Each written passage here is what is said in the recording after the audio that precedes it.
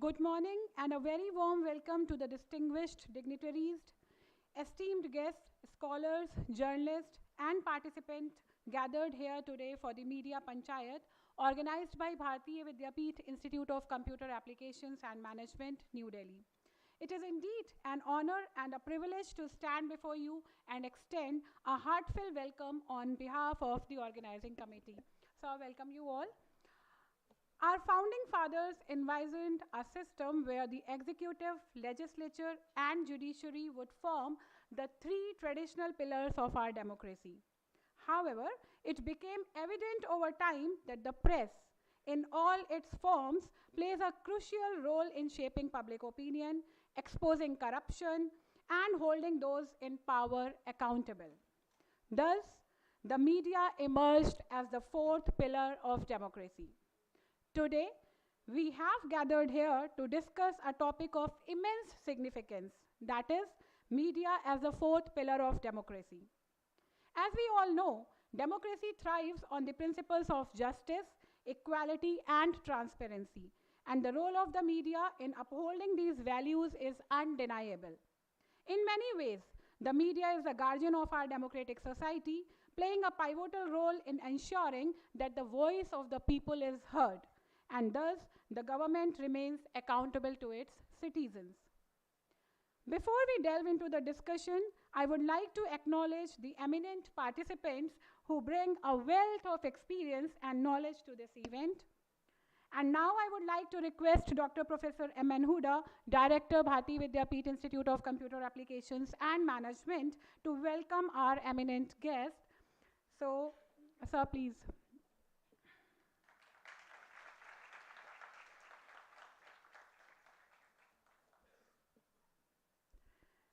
Today we have amongst us Professor Hemant Joshi, who is a professor of mass communication and journalism. He has taught communication, radio, TV, along with Hindi journalism for 3 decades and at IIMC, New Delhi, and at Jamia Millia Islamia, New Delhi. He is also a poet and a writer who has been contributing columns and articles on various issues. Sir, it's a privilege to have you with us. It is again my privilege to introduce Professor Shivaji Sarkar, who is a combination of a professional journalist and a media academician having an academic experience of 40 years. Sir, it is truly an honor to have you here with us today. He has remained on various administrative positions. He's a dynamic and has association with many universities and professional organizations. Now, it is again my privilege to introduce Dr. Pitabas Pradhan, and I am fortunate to having met him at AMU, a very ground-to-earth person. He's a professor at the Department of Mass Communication at Aligarh Muslim University, and he has started his academic career at Bahrampur University in 1996, so having a huge experience with media professionals, corporate communication as his specialization. And again, my privilege to introduce Dr. Durgesh Tripathi. His biodata is so long that it was hard for me to cut down his achievements. He's an associate professor at the University School of Mass Communication at Guru Gobind Singh Indraprastha University.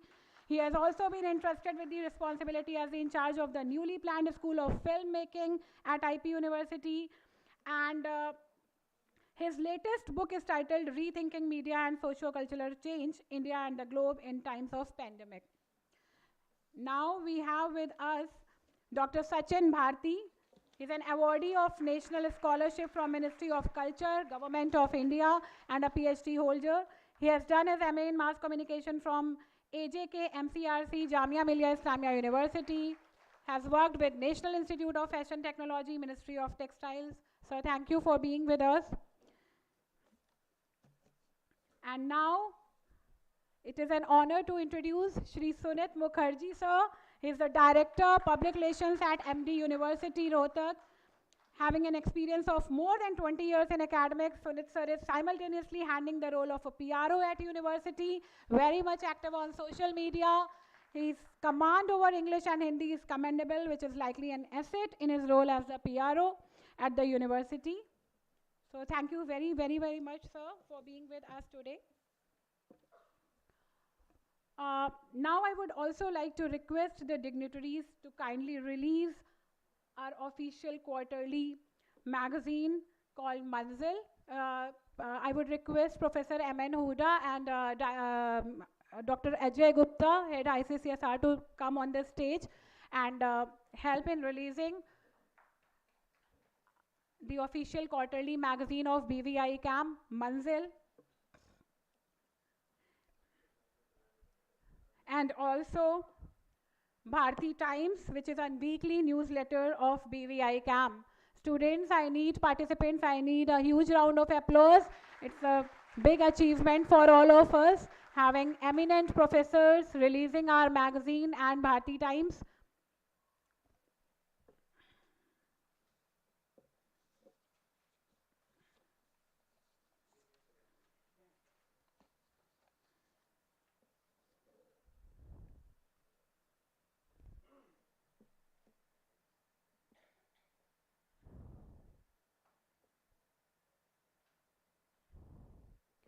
So this is Bharati Times, our weekly newsletter, which comes every week and covers all the national and international news.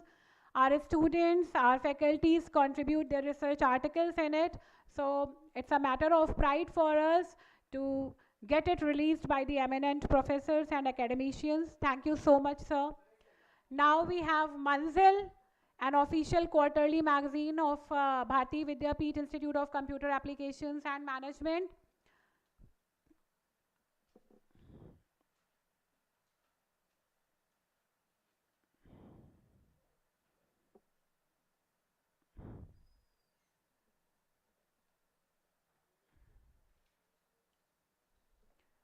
Thank you so much, sir.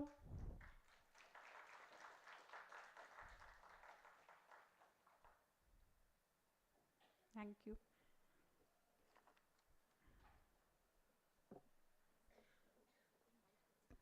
So now I would like to request Professor M.N. Huda to come over the stage and share his words of wisdom with us. Thank you, sir.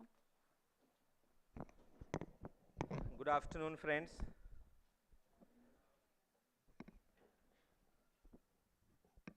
समय की सीमाएं हैं, इसलिए अब मैं आज कुछ नहीं बोलूँगा, लेकिन हमारे ख़ास गेस्ट अतिथि जो अलग अलग संस्थाओं से हमारे पास आए हैं, आपने बिल्कुल ब्रीफ, चूँकि मैंने इन्हें बताया था ज़्यादा डिटेल्स बताना नहीं, गूगल एज है, इनमें से किसी को भी गूगल करके समझा पढ़ा जा सकता है। मैं सिर्फ इतना कहना चाहूँगा कि इनमें से सब अपने आप में एक संस्था है, अपने आप में एक इंस्टीट्यूशन है, अपने आप में पत्रकारिता के एक स्तंभ हैं, और आईआईएमसी से लेकर जामिया से लेकर हमारी यूनिवर्सिटी तो अपनी होती है, इसलिए मैं अपनी यूनिवर्सिटी इंद्रप्रस्थ यूनिवर्सिटी की बात नहीं कर रहा, हम सब यूनिवर्सिटी के पार्ट हैं। अलीगढ़ मुस्लिम university and Maharshi Dayanand university सभी ये स्टेज पे मौजूद हैं, और आज के जो मॉडरेटर हैं, जो संचालक हैं, वो director public relations and PRO Maharshi Dayanand university Shri Sunit Mukherjee होंगे, जो सभी एक्सपर्ट्स को इनवाइट करके उनके एक्सपीरियंस से हम सब लोगों को जानकार कराएंगे। आपके पास जो क्वेश्चंस हैं वो आप अपने पास डायरी में लिखिए, जैसे ही उनका वक्तव्य ख़त्म हो जाएगा, सब लोगों का वक्तव्य होने के बाद हम क्वेश्चन आंसर का राउंड कल जैसे करेंगे।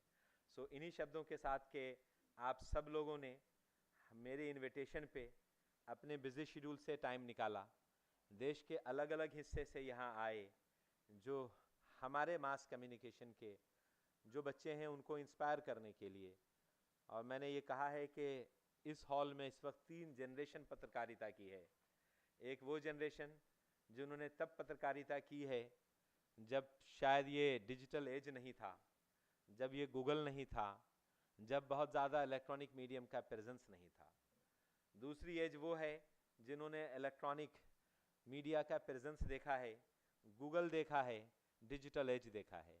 और तीसरी वो जनरेशन है जो पहले एज के बारे में सुनती आई है, दूसरे एज को देख रही, और तीसरे जो अब आने वाला चैट जीपीटी यानी एआई का एज आने वाला है, जो biggest possible disruptive innovations world के लिए साबित होगा, उस एज में अपने आप को पत्रकार की तरह इस्टेब्लिश करने के लिए, अपनी पत्रकारिता को इस्टेब्लिश करने के लिए यहाँ मौजूद हैं। तो 3 एज मौजूद है, और तीनों एज के डिस्कशन के बाद ज़रूर कोई अच्छी और फ्रूटफुल बातें सामने आएंगी, जो हम सब के करियर में, हम सब के लिए आगे मार्गदर्शन का काम करेगी, हम सबको आगे ये समझाने का काम करेगी कि हमें आगे कैसे जाना है।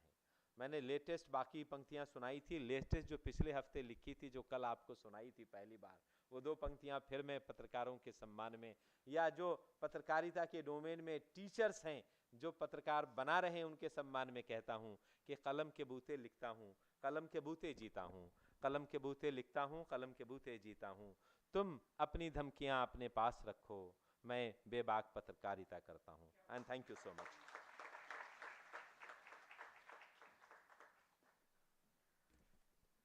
Thank you sir. सर, मैं आपकी कही हुई बात से कुछ चीज़ें लेकर यहाँ पर कहना चाहूँगी। हुडा सर हमेशा कहते हैं कि शील, कौन सी बात कब कैसे और कहाँ कही जाती है, कौन सी बात कब कैसे और कहाँ कही जाती है, ये हुनर हो तो हर बात सुनी जाती है।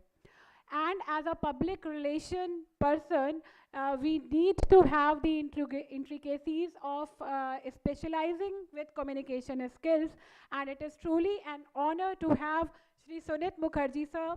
सर के साथ मैंने कुछ टाइम पहले GJU के दौरान काम किया है, and I really learned a lot many things with him. He is such a pleasing personality and a person who is very ground to earth, very soft, but he knows how to get his job done. So it is actually an honor to have him as a moderator for today's Panchayat. With these words, I would like to invite Shri Sunit Mukherjee sir, the Director of Public Relations at MD University. Sir, please.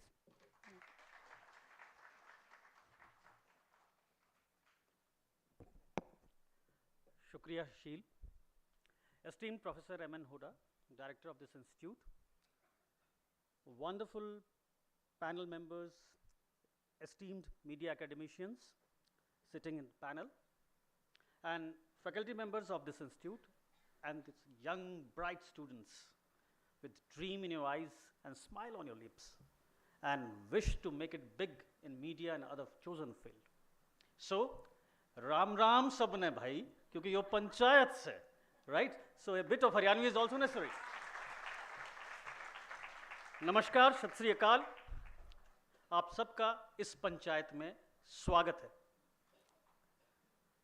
विषय media और लोकतंत्र। एक प्रश्न बातचीत के दौरान शिवाजी सरकार sir ने कहा, क्या सरकार है? मैं उनसे पूछता हूं, क्या मीडिया है? और मुझे ध्यान आता है कि 2020-21 में दिल्ली आते वक्त दिल्ली के बॉर्डर पर एक लंबा आंदोलन किसानों का चल रहा था, और उस आंदोलन में जब गाड़ियां रुकी हुई थी, मैं उतरकर अपना कैमरा लेके, छोटा सा कैमरा था, फोटो खींचने लगा। 3-4 जने भाग के आए और कहा, कौन सा मीडिया है भाई? Which media are you? मैं बोला, क्या जानना चाहो है भाई? बोला, असली आड़ा है या गोदी मीडिया है? Now, when I relate this question, and I've seen a cartoon which says, which media are you representing? Which party media are you representing? These are the questions which are coming in this time which is highly polarized. Time where media is not media, it is agenda-driven narratives. So in this backdrop, and in the backdrop of corporatization of media, this discussion becomes very important, very important. I remember the words of late Pranab Mukherjee, the then President of India. He had said in one of his speech as President of India, democracy means discussion, debate, and dissent. And now, flash forward to the present times. What is democracy now? So, debating all these questions, we'll be talking about the issue media and democracy. So, we start with the most handsome man on the panel, tall, lanky, this wonderful looking Sachin ji, Dr. Sachin. So, we start the cricket match with this opening batsman, Dr. Sachin Bharati, who has worked with National Institute of Fashion Technology, presently with GGS IPU.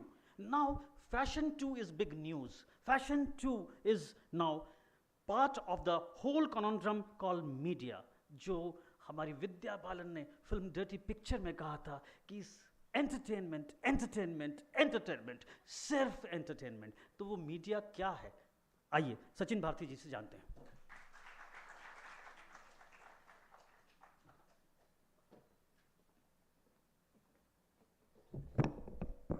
Good afternoon, everyone. Thank you, Sunit ji. First of all, I would like to thank Professor Amin Huda sir for giving me this opportunity to talk to the young and dynamic students of Bharatiya Vidyapith Institute. And I would also like to, thank you, sir, for, giving me this opportunity to talk with these minds and young, bright students. The personalities on the dais, Professor Shivaji Sarkar Saab, Professor Pitabas Pradhan ji, Professor Hemen Joshi sir, Dr. Durgesh Tripathi sir, and Mr. Sunit Mukherjee. I will be talking about the role of media with reference to New Education Policy 2020. There are very theoretical aspects to it. When you read the New Education Policy 2020, there are so many things there. But I would like to draw your attention to the very few and basic important ingredients of the policy, which says that we should aim the use of technology in teaching and learning process. This is one very important thing.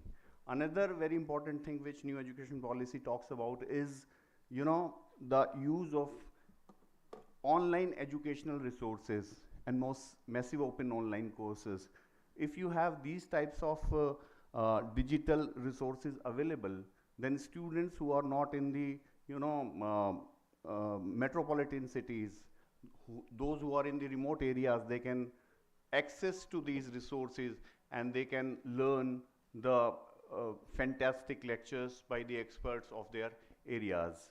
And government is taking emphasis on creating these types of digital contents in a period where we are living in the contemporary times, and you all have seen the COVID times where online education become very important and pertinent, and we all learned and we all taught in the times of COVID through online media and through different platforms like Zoom meetings and Google Meets and so many other portals like WebEx and all that. But I would like to tell you one thing which we sometimes do not give very much attention to it, which is this device called the smartphone in your hands. When you produce something, I would like to draw your attention to creating of these digital contents. You have so many devices for that. You have cameras, digital cameras, you have digital single lens reflex cameras, you have mirrorless cameras, you have video cameras, and so many other devices. You need basic infrastructure for that, studios, online things, and editing and everything is required for that.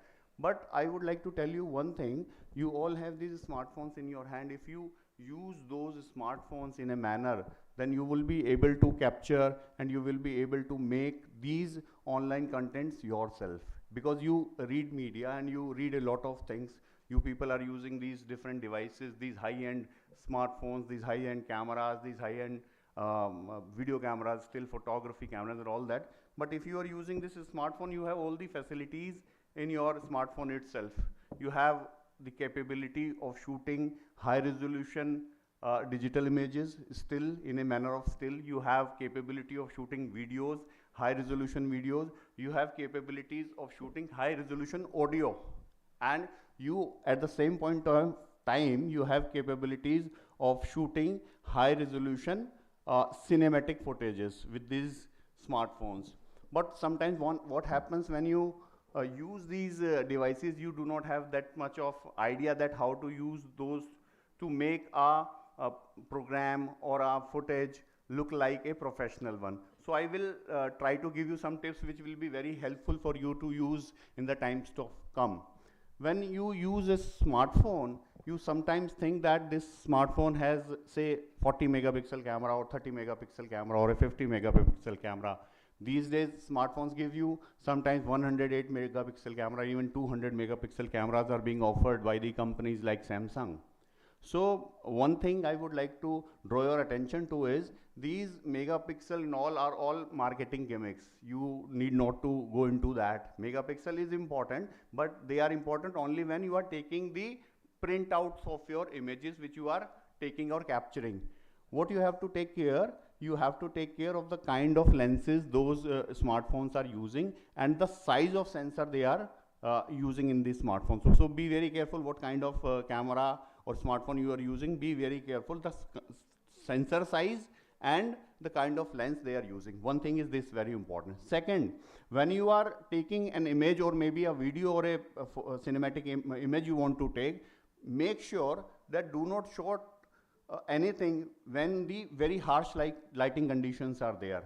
Harsh lighting condition you should avoid because of the dynamic range. The dynamic range are not well tolerated by these smartphones. You need bigger sensor sizes for your high dynamic range. So shoot in the first part of the daytime or maybe in the evening time. So when you shoot in the optimal lighting conditions, your photographs or your videos and your cinematography is going to be marvelous. Second thing, whenever you are shooting an online program, maybe a video for your YouTube or maybe any kind of other program, we never give attention to the sound. So you can use very basic microphone from Boya, which is available say 100 rupees or 150 rupees, and you connect with your phone, this Boya microphone, and your sound quality is going to be tremendously nice. So make sure to use those microphones when you're using these types of phones. So if your sound is fine, then your program is going to be understood by the people who are watching your videos. Sometimes we pay attention to the kind of video. It is high definition video, it is full high definition video, it is 2K, 4K video, and even more than that, but we never pay attention to the kind of sound we are recording. So be very sure when you are shooting, use a good microphone, not a very costly microphone, but a good microphone which can capture your sound, and a lapel microphone will do the suffice for you. So shoot in the silence room. You never need to use a studio for that. You can shoot it at your home. You can shoot in the night times when the noises are very less. And you can only use a bulb light or a torch light. Use two lights. One light as your main source light and another light as a fill light. So you would be able to, eliminate all the images which are shadows which are created by the main key light. So if you use these 2-3 things, then you would be able to, take and capture a very good footage. There are people who will be telling more about you the nuances and different types of theoretical inputs related to media, the responsibilities of media, and what National Education Policy 2020 says. But I would like to give you some technical tips which will help you a lot. If you use these smartphones, you would be able to take good photographs, nice videos, and nice cinematographic images. You would be able to, make and upload on different platforms if you use these types of things. And there are other things also. There are many video editing features and many still photography editing features are available freely in the forms of apps on the Google platform, on the Play Store, and on the iOS also. So you can download as per your requirements you want to use. Download those applications and you can edit photo very nicely. You can edit videos, edit cinematographic things, and you would be able to, make a very professional looking product in no time.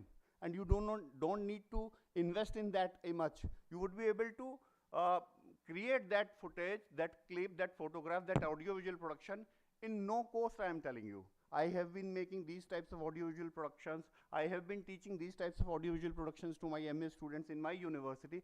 And I tell you, if you start shooting these programs, if you start shooting these still photographic things and cinematic things, you would be able to produce very nicely, beautiful looking, professionally programs which can be, uploaded to the platforms like Netflix. I am telling you, Netflix have a minimum format and standard. They demand a film to be maybe in a full high definition mode, or sometimes in a 2K or 4K mode, and all these things are available in a smartphone. Even a very lesser price smartphones available in the market, they give you the facility to shoot in the high definitions even in 2K and 4K, and all these things are there, but you have to use those things in a very optimal manner and optimal situations. So these things, if you apply, you would be able to, make professional quality, professional looking images, videos, cinematic images, and you can edit within your phone itself. So these are very simple things if you apply, because everyone is having a smartphone and do that. So these things will contribute to create good programs, and that is the reason by the increasing number of these smartphones, we are making n number of films, we are making n number of audiovisual programs, still photography programs, and so many other things. The products are more, and people are, making many things, making many programs, and they are uploading on YouTube, and people are watching those, learning. You can start your own YouTube channel. If you have any skill, if you have any knowledge, you can share it with the people, and you can even earn. There are students who are making good amount of money. They are doing all such things in these times, and this is the time where all these things, I used to say 15 years before that, these big cameras are going to be eliminated in the times to come. People will shoot films with these smartphones, and it is happening these days. There are institutions, there are film schools which are celebrating film festivals, purely shot on smartphones. There are institutions which are, making films. Students are making films with the help of a smartphone, purely shot on a smartphone, purely edited on a smartphone. And the quality, you cannot tell, even if you see the screen, you cannot tell the difference between the image quality of a smartphone and the image quality of a professional digital single lens reflex camera or a film camera. Maybe you can compare it with the quality of a red camera, or maybe a Panavision camera, or an Reflex camera with the quality of a smartphone. And these technologies, these things are going to be increased and going to be nice in the times to come. But the point is, if you learn the techniques and technologies, how to use these things nicely and properly, optimally, then you would be able to shoot these things with a cheaper smartphone also. So these are very simple, little small tips for you as a students. If you apply those, I hope that you would be able to shoot nice products, and you can contribute a lot to new education policies. Online educational resources may be increased, and you can share your own vision, own understanding, own likings, and this will help other students who are not access to like cities like Delhi or Mumbai. They are in the remote areas. They can, access your videos, maybe other things, and they can learn from you, and you can give answers to those queries. So it is a very great tool. It is a very, powerful tool. Use it, and use it for the betterment of society, for the betterment of students, and you have all the power with you. All right. So these are few things I would like to discuss with you. If you have any question in your mind, you can ask, or maybe I don't know how it is going to, maybe in the end. So I end my discussion with this, and if you would like to ask anything, you can ask later on also, and anytime you can ask, and I would like to answer your queries, your questions. And again, thank you, sir. Thank you, Huda sir, so much. It's very indeed a pleasure talking to you people, and your institution is very nice. I have just seen the infrastructure here. You people are very lucky that you have such kind of an infrastructure. The kind of studios I have seen very few institutions with such kind of wonderful infrastructure available. Make use of these infrastructure, learn a lot, read a lot, and I wish you a happy, successful career ahead. Thank you so much, dear friends.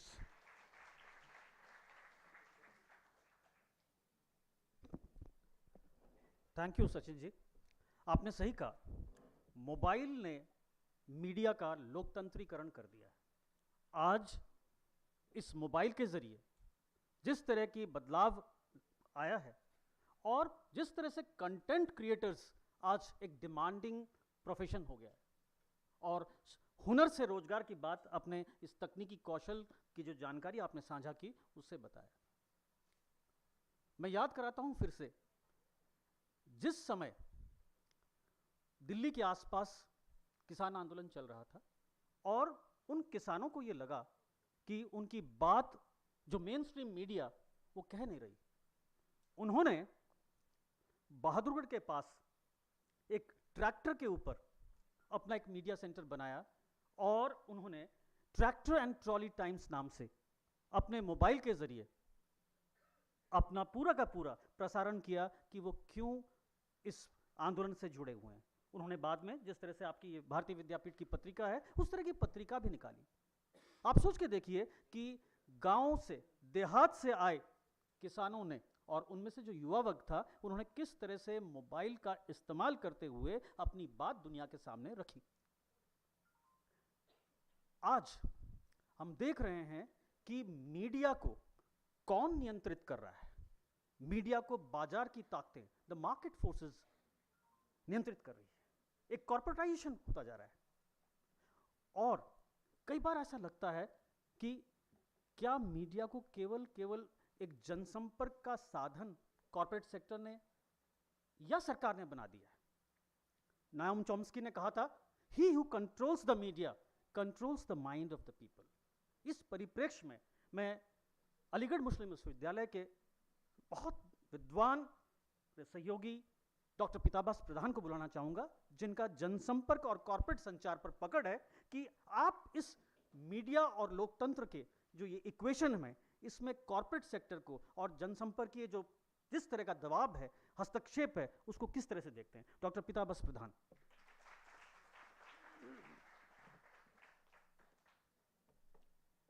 Very good afternoon to all of you. Esteemed Professor M.N. Huda Sahab, Director of Bharati Vidyapit, Professor Shivaji Sarkar, Professor Hemant Joshi, Dr. Sumit Mukherjee, Dr. Dugesh Tripathi and Sachin Bharati. Esteemed members, faculty members of this institution and my dear students. What I come across, what I found that is engaging the attention of media students today is, is the media following the ethical parameters expected of it? Is it performing the role expected of a media? These are the questions engaging the minds of young students and the common man as well. And these two, they are encountering questions, and there is a increasing perception, strengthening perception that the credibility of the media is declining. Credibility of the media is declining. So I would like to say something. I would like to clarify, express my opinion about what kind of role is expected of the media as fourth estate. When we call the media as fourth pillar of a democracy, what kind of role is expected of it? Is it fulfilling that responsibility, that role, the media, we expect from the media? This is the question. But I would like to, we often allege that the media has been commercialized, corporatized. They are driven by market forces and they are following the principles of market in their operations. It has commodified the media content. So the media is of providing content which the people demand, which the people like. Once the resident editor of the Times of India was visiting my department. One of my students asked him, why you are publishing more of page 3 news and less of developmental news? The answer was, who reads development news? This is the answer. So the situation, the environment in which the media operates, the media market defines the kind of role it plays. So I'd like to explain I would like to speak on how the role of the media has changed and why the media is being subjected to the principles of marketing rather than the role expected from it as a fourth pillar of democracy. I will start with what makes the media the fourth pillar of a democracy. You know, the three core pillars of a democracy on which actually a democratic system survives and grows are the legislature, the judiciary, and the executive. But often, the media plays the role, a very important, a very vital role of making the three pillars responsive to the aspirations of the people, aspirations of an emerging, a developing democracy, a liberal democracy. So with that notion, actually, we have granted a unique constitutional and legal status to the media in India. We have incorporated Article 19(1)(a), from which freedom of the media flows. The media freedom flows from that article. And our first generation of leaders, they wholeheartedly supported media freedom, perhaps with the notion that the media will play a very important role in acting as an interpreter between the government and the people. The media has to educate, inform and educate the people about the issues which are coming from day to day, and it has to remind the government of its responsibility towards the press, towards the people, towards the citizens of this country. Expecting this role from the media, actually, India has granted a special status to the media. But at that time, the situation was different from what we are facing today. At that time, you know, media was started as a mission. Those people who were committed to serve the society, they started journalism. They started media.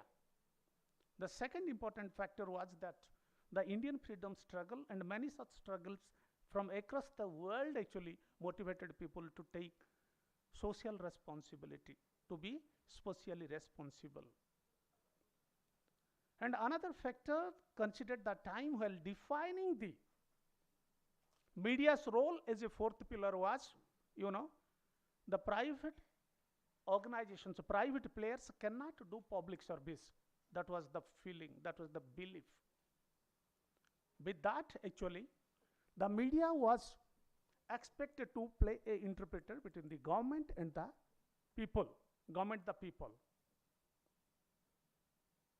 With that, the media was expected to play a constructive critique of the government while keeping the people informed, educated, and entertained.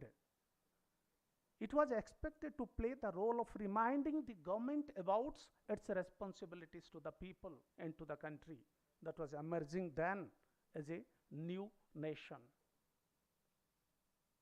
But over the years, we all know that after the economic liberalization that was introduced during 1991, three important changes have taken place. At that time, media was considered as a scarce resource, but today, media has grown into very big institutions, and its growth has outpaced the growth of the Indian economy. The number one, the first change that has taken place. The second was, you know, news came from across the world that many private organizations were also doing wonderful public service. So it was not necessary to think that only government-owned media can do public service, can have social commitments. And the third was the economic model that was introduced after the weakening of the socialist model. Because people raised questions: if a media organization failed to survive, how can it do public service? So these three questions were raised to define media's role, to redefine media's role. So what happened? Because of the growing bigness of the media, because of the growing influence of technology, because of the profit prioritization of the media, and because of, you know, market driven, that is increasing influence of the market forces, the media was subjected to the principles of marketing. The media was subjected to the principles of marketing. So what is happening? The media is catering to the interest of the people, but unfortunately, the media is, while on the one hand, the media is trying to cater to what the public are demanding, at the same time, it is also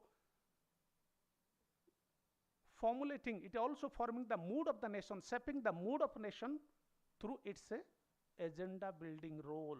So now the media is playing two kinds of roles, only two kind of roles. One is agenda builder, and the other is a critical commentator. The media is projecting issues which are important to the public through its agenda building role, but exactly what is happening is that it is projecting issues from which it benefits. This is exactly what is happening. The media, as part of its agenda building role, the media is prioritizing issues from which it gets benefited. It is aligning with forces from which it gets benefit. This is exactly what is happening because of the changes in the market, because of the changes that has taken place in the media market. You can see, despite a huge increase in the media system, despite a huge increase in the number of media institutions operating in any country, including India, what is happening? There is growing content uniformity. The people are not getting the kind of diversity of content that expected of a media, modern media, in a liberal democracy like India. What kind of contents are being provided? Very similar contents in almost all the newspapers we are reading every morning, almost similar contents. And that too, content which suits the ideologies, sections from which they benefit. This is exactly what is happening. But as future journalists, as a budding journalists, we should not get disturbed by this kind of trends. We have to understand the shift. Because the market is changing, because the forces are changing, so you have to understand how to learn how to practice journalism in changed circumstances. Okay? So we have to redefine the role of the media. We have to redefine the role of the media. How you can do public service despite the growing influence of the market forces. A very noted journalist has stated that the media is prioritizing certain kind of content because it wants to satisfy certain sections from which benefits. For example, if you see the media, mainstream media, they are aligned to one or the other political ideology. The mainstream media is aligned to one or the other political ideology. Why they are aligned? If we say, every day we are facing questions about which media, whose media, and Sumeji has rightly pointed out, somebody says it is Godi media, somebody says it is the opposite. So like that kind of division is taking place. Even some people are questioning about the fundamental principles of journalism, The relevance of the principles of journalistic ethics are questioned today. They are not necessary. Some arguments are being made. Rather than thinking about how to professionally implement those standards, those professional ethics we are talking of, we are debating the relevance of those ethical issues, that is ethical issues of journalism today. You know C.P. Scott, a very famous journalist, has said that he has defined what is known as the credo of the press, credo of journalism. What is credo of journalism? He said, the news media should be open to all points of view, but finally its responsibility is to give the facts, to report the facts, because the public has every right to know the facts about an event so that they can decide with full information. They can decide, they can take decision with full information. Okay? So this is the kind of a role that was expected of a media, expected of a journalism. As C.P. Scott told, comments are free, but facts are sacred. Comments are free, but facts are sacred. If a media is reporting contradictory points of view, conflicting parties, then it should be open to all points of view, but finally the responsibility rests with the media to give the facts, to tell the truth to the people. Then only they can decide with full information. They can decide with full information. They can participate in the democratic process. They can contribute to make a democracy prosper. They can contribute to make a democracy prosper. If they are misinformed, if they are disinformed, they are not likely to, because misinformation and disinformation is more dangerous than no information. No information.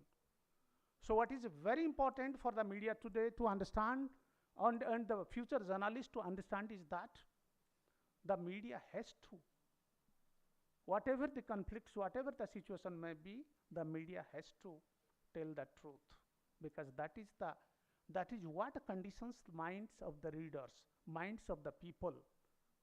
Then only they can take a decision, they can participate in the democratic process, and they can be contributors to the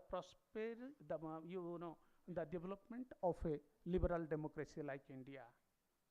So my view is that yes, the media environment needs changing. The media has to change its role. The media has changed its role from the very beginning till today. But we have to understand the changing role of the media in the changed circumstances, and we have to find out ways how to protect the credibility of the media and to practice journalism so as to fulfill our social commitments, so as to fulfill the commitments of the media, okay, is a important social institution. Okay. Thank you.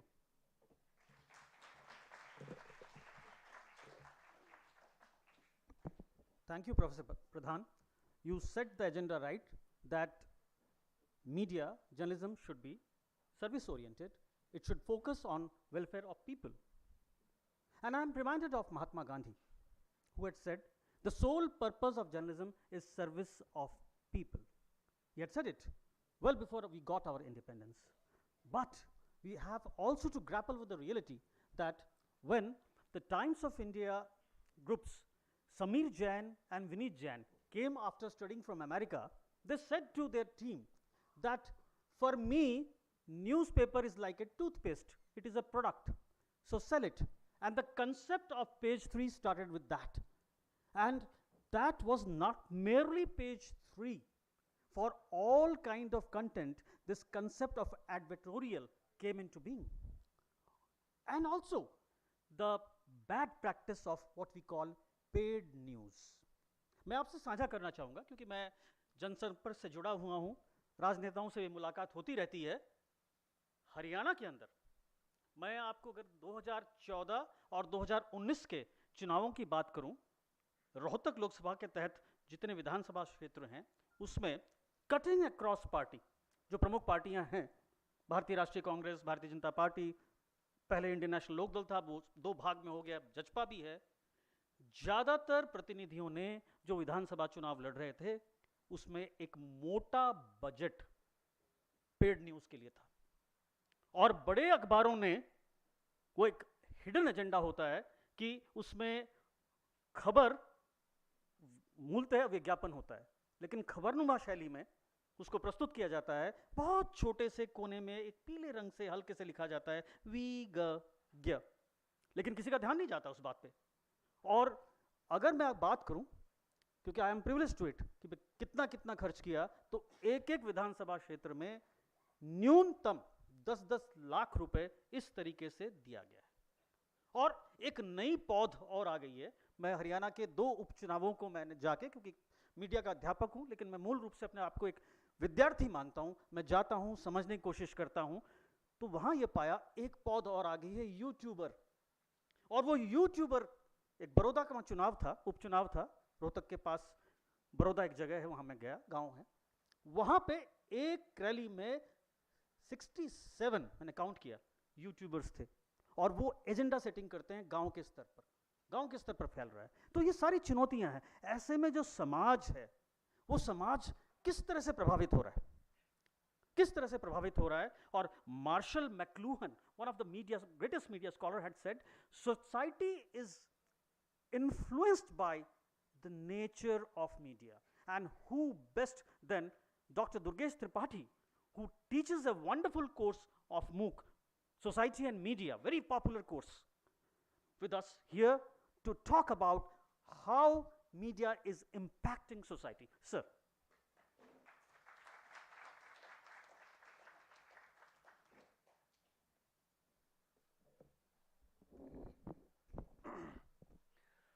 बहुत बहुत धन्यवाद सुमित भाई। Doctor Sumit Mukherjee ji को आप सब परिचित होंगे पहले से, मुझे विश्वास है।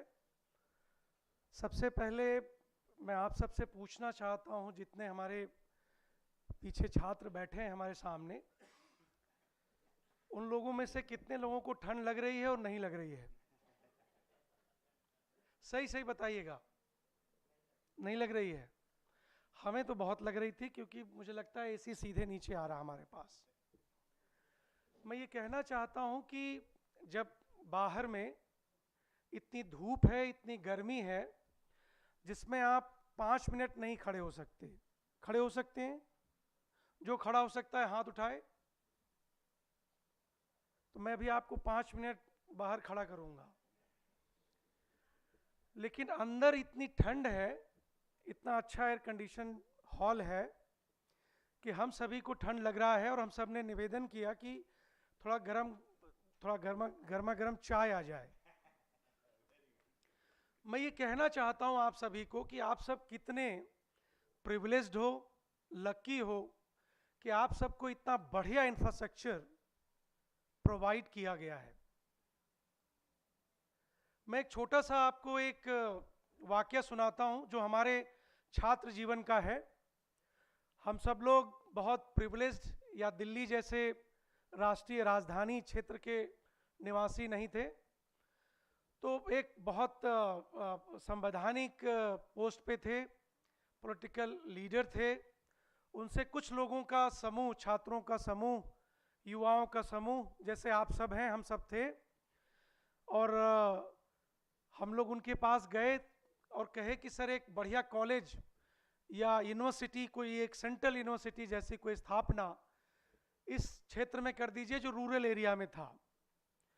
तो उन्होंने क्या कहा मैं आपको बताना चाहूँगा। उन्होंने कहा कि आप चाहो तो हॉस्पिटल खुलवा लो, आप चाहो तो कोई इंडस्ट्री खुलवा लो, बट कोई एकेडमिक इंस्टीट्यूशन खोलने की बात आप ना करो। हमने कहा ऐसा क्यों?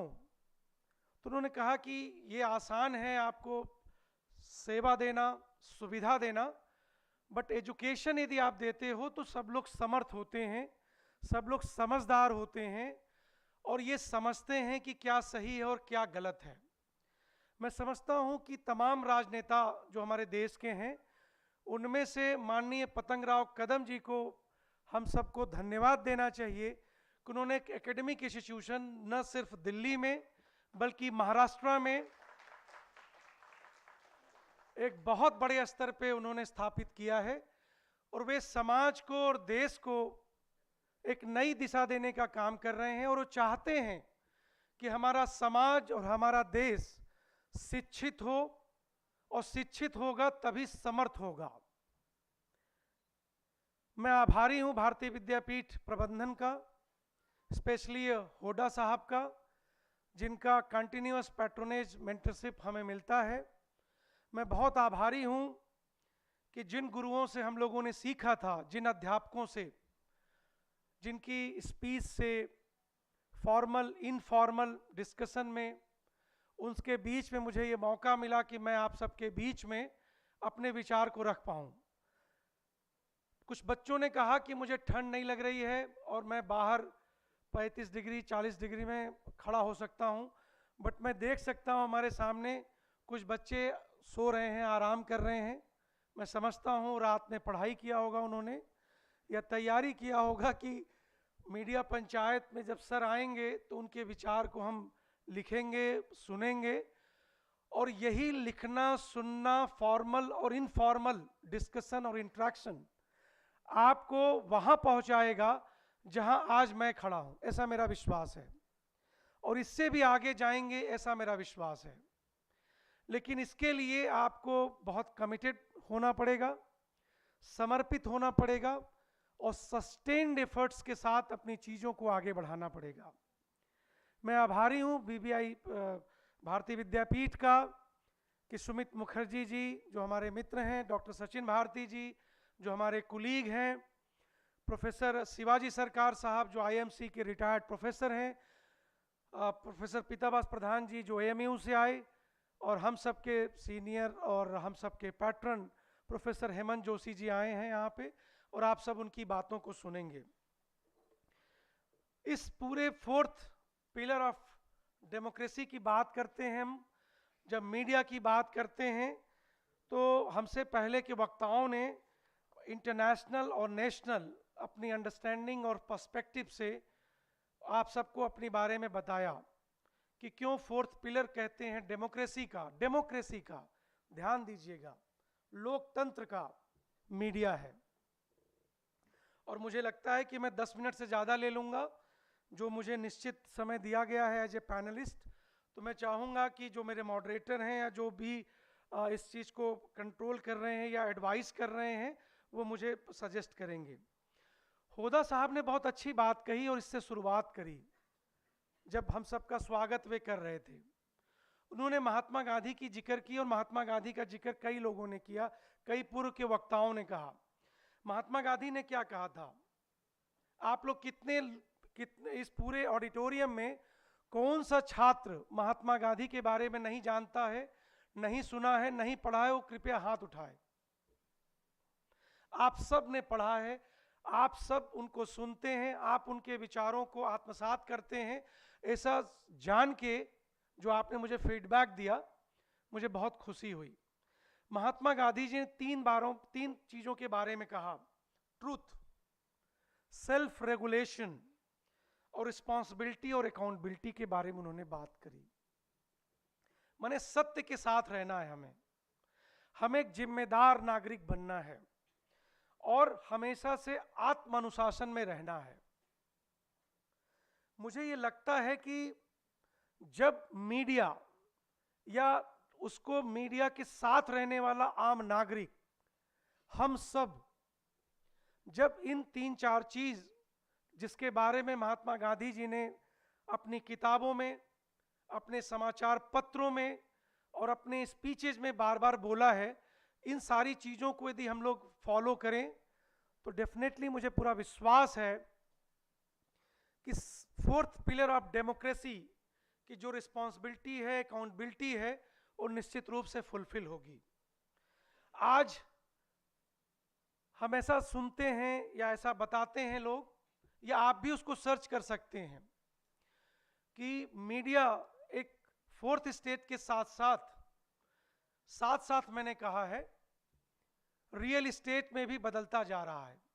आज जितने भी बड़े मीडिया ऑर्गेनाइजेशंस हैं, उनकी एक साथ के साथ मैं कह सकता हूं, उनकी एक इंडस्ट्री के रूप में, कॉरपोरेट के एक एस्टेब्लिशमेंट के रूप में वे जुड़ रहे हैं और अपनी चीज़ों को, व्यापार को बढ़ा रहे हैं। और जब आप अपनी सोशल रिस्पॉन्सिबिलिटी, नेशनल रिस्पॉन्सिबिलिटी से डेविएट होते हैं, जब आप कॉरपोरेट रिस्पॉन्सिबिलिटी की तरफ बढ़ते हैं, तो मुझे लगता है कि आप अपनी जो एक जिम्मेदारी है उससे हम डेविएट होते हैं। या आप यह उसी तरीके से है कि जैसे एक छात्र के रूप में आप अपने अध्यापक की बात पूरी तरीके से सुनते नहीं हैं, या एक अध्यापक के रूप में हम डेविएट करते हैं जब हम अपनी छात्रों के प्रति जिम्मेदारी से डेविएट होते हैं। उसी तरीके से समाचार पत्रों का भी रोल है। और हम fourth state of the democracy तब कहते हैं जब कोई भी मीडिया ऑर्गेनाइजेशन ट्रूथ को, सेल्फ रेगुलेशन को, रिस्पॉन्सिबिलिटी को, अकाउंटेबिलिटी को towards the society, towards the nation वो कमिटेड होता है, वह एक तरीके से अपने रिस्पॉन्सिबिलिटी को निभाता है। तो हमें ये लगता है कि चीज़ें बहुत तेजी से बढ़ी हैं। यदि फोर्थ स्टेट की बात करें डेमोक्रेसी की एज ए मीडिया ऑर्गेनाइजेशन, तो हमें लगता है कि स्वतंत्रता से पूर्व की बात करें, हम स्वतंत्रता के बाद की बात करें मीडिया के रिस्पॉन्सिबिलिटी को, तो थोड़ा ज़्यादा समझ में आता है। स्वतंत्रता से पूर्व समाचार पत्रों का, मीडिया का बहुत बड़ा योगदान था समाज को जागरूक करने में, राष्ट्रीय आंदोलन में उनकी बहुत महत्वपूर्ण भूमिका थी। इसलिए हम लोग या बहुत सारे पॉलिटिक्स के जो बड़े प्रोफेसर्स थे, दर्शन के जो समझ रखते थे प्रोफेसर्स, उन्होंने उसको फोर्थ स्टेट कहा मीडिया को। फिर स्वतंत्रता के बाद की बात करें, प्रिंट मीडिया बेस्ट था। प्रिंट मीडिया धीरे धीरे अपनी रोल और रिस्पॉन्सिबिलिटी के साथ साथ एक बिजनेस का कॉर्पोरेट मॉडल के रूप में उसका डेवलप होता है। फिर हम लोग 21वीं सदी में आते हैं, 21वीं सदी से थोड़े पहले से आते हैं, तो हम देखते हैं कि मीडिया ऑर्गेनाइजेशंस बिजनेस के रूप में वो एस्टैब्लिश होते हैं कॉर्पोरेट के रूप में, और उनका शेयर मार्केट में लिस्टिंग होती है। आप सबको जानना चाहिए मीडिया रेगुलेशंस के साथ साथ मीडिया रेवेन्यू मॉडल को, मीडिया की रिस्पॉन्सिबिलिटी, अकाउंटेबिलिटी के साथ मीडिया के रेवेन्यू मॉडल को। और आज ज्यादातर मीडिया ऑर्गेनाइजेशंस एक शेयर मार्केट में लिस्टेड कंपनी के रूप में वे लिस्टेड हैं।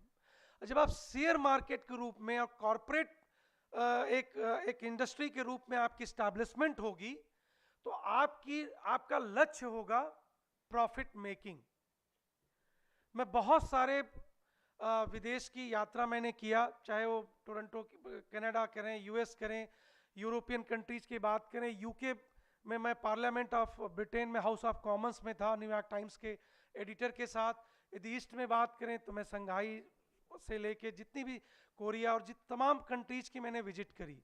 और ये मैंने अनुभव किया, ये आपको जानना चाहिए, मैंने ये अनुभव किया कि प्रिंट मीडिया बहुत तेजी से डिक्लाइन हो रही है वेस्टर्न कंट्रीज में। और क्या बढ़ रहा है, मीडिया किस रूप में बढ़ रहा है, तो डिजिटल प्लेटफॉर्म्स पे उसकी प्रेजेंस बढ़ गई है। उसका सबसे बड़ा कारण क्या है, जेन जी, जेन जेड, जिससे आप सब जुड़े हैं। मिलेनियम्स से अब हम लोग आगे बढ़ चुके हैं और जेन जेड की तरफ, जेन जी की तरफ हम आ चुके हैं, और आप सभी जेन जी को लीड करते हैं और उसको रिप्रेजेंट करते हैं। मतलब सबके हाथ में मोबाइल है, सबके हाथ में स्मार्टफोन है। तो ये responsibility related with the media responsibility and accountability हमारी और आपकी और बढ़ चुकी है। क्योंकि जब कोई गलत न्यूज वायरल हो जाए तो देखते देखते घंटे, 2 घंटे, दिन में, 2 दिन में वो बहुत बड़ा रूप ले लेती है। इसको देखने के लिए बहुत दूर जाने की जरूरत नहीं है। आप यदि समाचार पत्र रोज पढ़ते हो या समाचार पत्र नहीं भी पढ़ते हो, तो आप अपनी मोबाइल फोन है, स्मार्टफोन है, उसमें इस तरीके की न्यूज को आप सर्च कर सकते हैं और देख सकते हैं। तो आपको ये समझ में आएगा कि कितनी तेजी से मीडिया लैंडस्केप चेंज हो रहा है। और इसको हमें समझना पड़ेगा, क्योंकि ये एथिकल पैराडाइम्स भी हैं, और हमें समझना चाहिए कि सेल्फ रेगुलेशंस के साथ साथ हमें जिस तरीके की बात अभी थोड़ी देर पहले वक्ताओं ने कही कि जब रीडरशिप की बात करेंगे, जब आप पढ़ने की बात करेंगे, रेवेन्यू की बात करेंगे, तभी मीडिया रिस्पॉन्सिबल और अकाउंटेबल होगा। आपको ये चुनना होगा सत्य और असत्य के बीच में। और मुझे लगता है कि तभी फोर्थ पिलर ऑफ डेमोक्रेसी को हम मीडिया के रूप में रेस्पेक्ट को दे पाएंगे। तो सेल्फ रेगुलेशन होना चाहिए हमें। और जब हम जेन जेड की तरफ चलते हैं, जेन जी की तरफ चलते हैं, जब डिजिटल मीडिया की बात करते हैं और यूथ की बात करते हैं, तो हमें सेल्फ रेगुलेशन होने के साथ साथ मीडिया लिटरेसी बहुत जरूरी है। हम सब लिटरेट हैं। इस पूरे ऑडिटोरियम में कोई ऐसा व्यक्ति नहीं है जो 10+2 पास नहीं है। कोई ऐसा है जो 10+2 पास नहीं है इस पूरे एस्टीम्ड गैदरिंग में? सब 10+2 करके आ चुके हैं। तो मुझे ये लगता है कि सब लिटरेट हैं, जो एक भाषा है लिटरेसी की, साक्षर होने की। तो अब हमें मीडिया लिटरेट होने की तरफ बढ़ना है। मीडिया लिटरेसी बहुत जरूरी है, और ये समझना है कि मीडिया का जो मीडिया पे जो समाचार पब्लिश्ड हैं, जो समाचार हमें दिखाई जाती है, जो समाचार पब्लिश्ड है हमारे समाचार पत्र के रूप में या मैगजीन के रूप में, उसमें क्या सत्य है, क्या असत्य है, कैसे वे ओपिनियन फॉर्मिंग की तरफ बढ़ रहे हैं, किस तरीके से हमारे आपके दिमाग को मैनिपुलेट करके उसको इस तरीके से इन्फ्लुएंस कर रहे हैं जिस तरीके से इन्फ्लुएंशियल मार्केटिंग का कैटलिस्ट करता है। मुझे आशा ही नहीं, वे विश्वास है कि इस स्टीम्ड गैदरिंग में जो छात्रों और अध्यापकों के साथ है, आप सब मीडिया लिटरेसी को जरूर पढ़ेंगे, मीडिया लिटरेसी को जरूर समझेंगे। ये एक नागरिक के रूप में भी आपकी जिम्मेदारी है, और एक पत्रकारिता के छात्र के रूप में ये सबसे बड़ी जिम्मेदारी है कि आप मीडिया लिटरेट हों, और तभी महात्मा गांधी के सपने को पूरा कर पाएंगे, या एक समर्थ भारत, शिक्षित भारत की परिकल्पना को साकार कर पाएंगे, और तभी एक शक्तिशाली राष्ट्र की स्थापना कर पाएंगे। मैं शक्तिशाली का मतलब ये नहीं कहता कि इसमें कोई मोनोपोलिस्टिक कोई एक एस्टैब्लिशमेंट की मैं बात कर रहा हूं। मैं शक्तिशाली इस सेंस में कहता हूं कि आप के अंदर ये शक्ति हो सोचने और समझने की कि मीडिया में क्या पब्लिश्ड हो रहा है, मीडिया में क्या दिखाया जा रहा है। क्योंकि जब तक आप मीडिया लिटरेट नहीं होंगे, एक स्वच्छ भारत, स्वस्थ भारत, समर्थ भारत की स्थापना नहीं कर पाएंगे। और जब तक भारत की या अपने राष्ट्र की परिकल्पना एक सही भारत के रूप में नहीं हो, एक अच्छे भारत के रूप में नहीं हो, तो मुझे लगता है कि एक विकसित भारत की परिकल्पना तब तक साकार नहीं हो पाएगी। और विकसित भारत का टर्म यदि हम बात करें तो बहुत सारी चीजों से जुड़ी है। और फोर्थ पिलर मैं फिर कहूंगा कि तभी ये संभव होगा जब आपको एक बहुत अच्छी मैगजीन मेरे सामने है। बस मैं वाइंड अप कर रहा हूँ। मुझे पता था कि मैं 10 मिनट से ज़्यादा ले चुका हूँ, और सेल्फ रेगुलेशन को मैं मानता हूँ। मैं मात्र 1 मिनट और लूँगा। आपने NEP 2020 का एक बढ़िया आर्टिकल है, आप सब जरूर पढ़िएगा। और मैं कहूँगा अपने अध्यापकों से, अपने मित्रों से, जो यहाँ सारे एक अच्छे अध्यापक हैं, सब हम ही शिक्षित और योग्य अध्यापक इस पूरे विद्यालय के साथ साथ एक इंस्टीट्यूट में भी हैं, तो NEP 2020 को आप सबसे रिव्यू लिखवाएं आप, कि ये जो आर्टिकल है उसमें रिव्यू लिखें, उनका पर्सपेक्टिव क्या है। मैं साथ के साथ जल्दी से कंप्लीट करूंगा, क्योंकि एक और इम्पॉर्टेंट बात, आप में एक लिखा गया एक आर्टिकल फैक्ट टू फेक, जो मैं बात आपसे कर रहा हूँ मीडिया लिटरेसी की, इसको पढ़ने के बाद मैंने अपनी बातचीत को, इंटरेक्शन को आपसे जो हो रही है हमारी, उसको मैंने थोड़ा सा चेंज किया, थोड़ा सा मैंने इसके साथ जोड़ा। इस आर्टिकल को जरूर पढ़िएगा और इसके रिव्यू आप सब जरूर लिखवाइएगा इन बच्चों से, जिससे कि मीडिया लिटरेसी के बारे में ये सेंसिटाइज हो और कैपेसिटी बिल्डिंग हो। एक और इम्पॉर्टेंट बात, उसके साथ खत्म करूंगा, और मैं सुमित जी से क्षमा मांगूंगा 1 मिनट और लेने का, क्योंकि ये बहुत इंपॉर्टेंट और कंटेम्प्रेरी ट्रेंड है, चैट GPT और AI।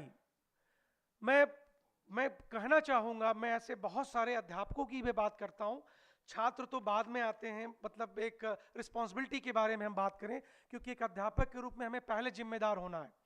चैट GPT से लिखा हुआ आर्टिकल, चैट GPT से लिखा हुआ प्रपोजल, चैट GPT से लिखी हुई छोटी छोटी एप्लीकेशन हम सब देख रहे हैं। मैं यूनिवर्सिटी में बैठ के ये चीज़ ऑब्जर्व कर रहा हूँ। तो मेरा ये निवेदन है कि इसको भी जरूर पढ़िएगा कि चैट GPT क्या है, इसके कितने खतरनाक आयाम हैं और कैसे आपको ये डेविएट करेगा। और साथ ही साथ artificial intelligence, augmented reality, virtual reality के बारे में आप सब सुनते होंगे, पढ़े होंगे। उससे भी खतरा जेन जेड को बहुत ज़्यादा है, हमारे समाज को बहुत ज़्यादा है। आपने देखा होगा कि miss information, disinformation, deep fakes से अब हम लोग आगे बढ़ चुके हैं, चीप फेक्स के रूप में भी चीज़ें आ गई हैं। और आपने जरूर देखा होगा, मुझे विश्वास है कि किस तरीके से ओबामा की किसी पिक्चर को मॉफ करके किस तरीके से प्रेजेंट किया जाता है। बराक ओबामा के बाद यदि बात करें ट्रंप की, तो ट्रंप का भी आपने देखा होगा किस तरीके से उन्होंने अपने ट्विटर पे, एक्स अब हो गया, उस पर उन्होंने अपलोड कर दिया। जो बिडेन का एक अभी वायरल वीडियो देखा होगा आपने, जो चीप फेक्स का बहुत बेस्ट एग्जाम्पल है। तो इस तरीके के खतरे हमारे सामने हैं, जो डिजिटल इंगेजमेंट और पेनिट्रेशन के साथ साथ हम सभी को अवेयर रहना है, कैपेसिटी बिल्डिंग करनी है, सेंसिटाइज होना है, और स्पेशली जेन जी को बहुत अवेयर रहना है। मैं पुनः आप सभी का धन्यवाद देना चाहता हूं कि जो भी मेरी बेसिक अंडरस्टैंडिंग है, जो मेरा आइडिया है, मैं आप सबको साझा कर पाया। बहुत बहुत धन्यवाद।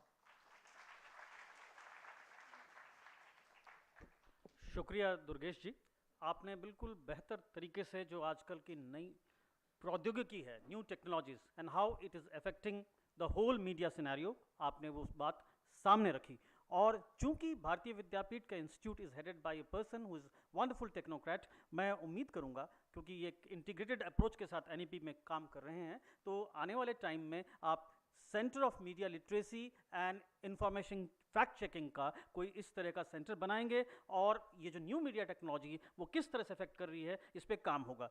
प्रिय विद्यार्थियों, ये सारी जो सहूलियतें हैं, AI, चैट जीपीटी, आपको मदद तो कर देती है, लेकिन आपके दिमाग को हैक कर लेती है, और आप अपने आप सोच नहीं सकते। एक अच्छा पत्रकार के अंदर संवेदनशीलता के साथ साथ क्रिटिकल थिंकिंग और क्रिएटिविटी बहुत जरूरी है। वो चैट जीपीटी, AI आपके लिए क्रिएट नहीं कर सकता। आप जो हैं, आपके अंदर जो स्वयं आपके अंदर कुछ जो विशेषता है, वो खुद की होनी चाहिए। आज जब पत्रकारिता इस तरह की बन गई है, जिस तरह की बातें हुई हैं, तो एक बात तो मेरा मानना है कि media has to be is watchdog, not laptop. Billy Moyers ने कहा था, the quality of journalism is intertwined with the quality of democracy. इस पूरे परिप्रेक्ष्य में मैं आमंत्रित कर रहा हूं बहुत आदर के साथ प्रोफेसर शिवाजी सरकार, जो वेटरन जर्नलिस्ट हैं, आपके जर्नलिस्ट ऑर्गेनाइजेशंस के साथ जुड़े हैं, IMC में प्रोफेसर रहे हैं, जिनकी एक समझ इस जो औद्योगिक जगत है उसके साथ भी जुड़ी हुई है और मीडिया शिक्षा के साथ जुड़ी हुई है। प्रोफेसर शिवाजी सरकार आए और अपनी बात रखें। जी।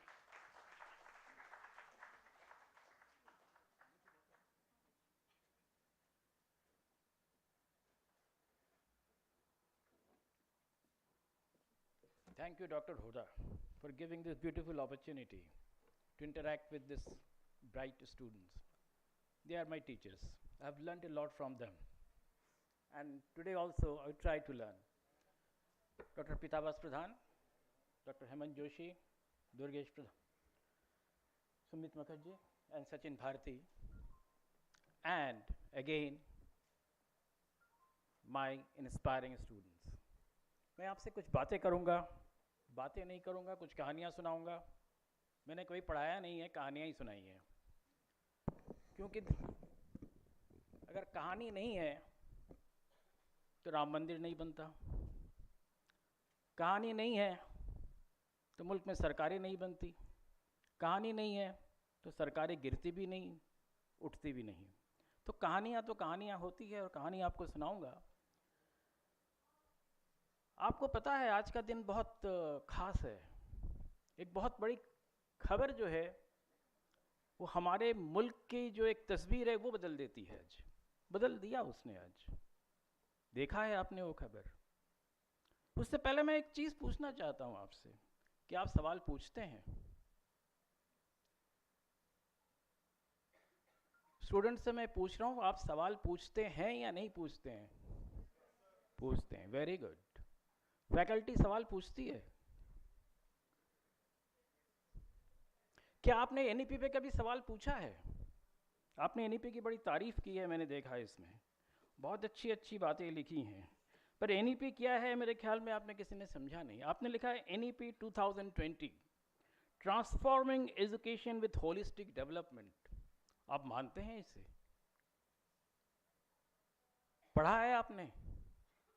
मुझे मालूम है तमाम इंस्टीट्यूट्स में फैकल्टी को NEP उसी तरह से रटाया गया जैसे आप शायद एग्जाम में रट के जाते होंगे। NEP आपने लिखा, बहुत अच्छी बातें हैं।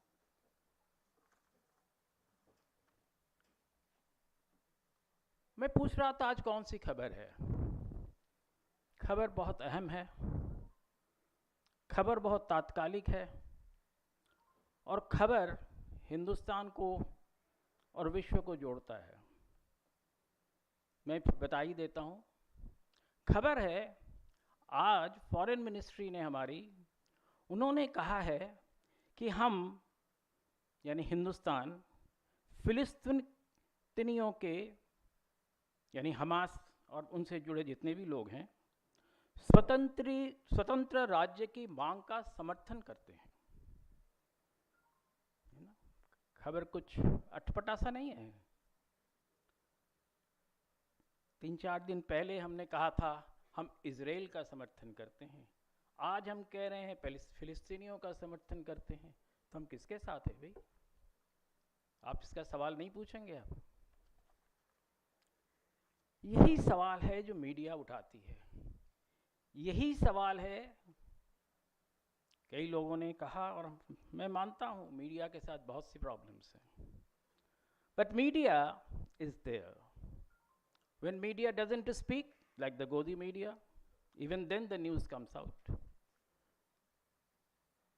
When the media is vibrant, like the anti-Godi media, the YouTubers, तब भी खबर निकलती है। तो खबर तो आती रहती है, और इसी खबरों का नतीजा है,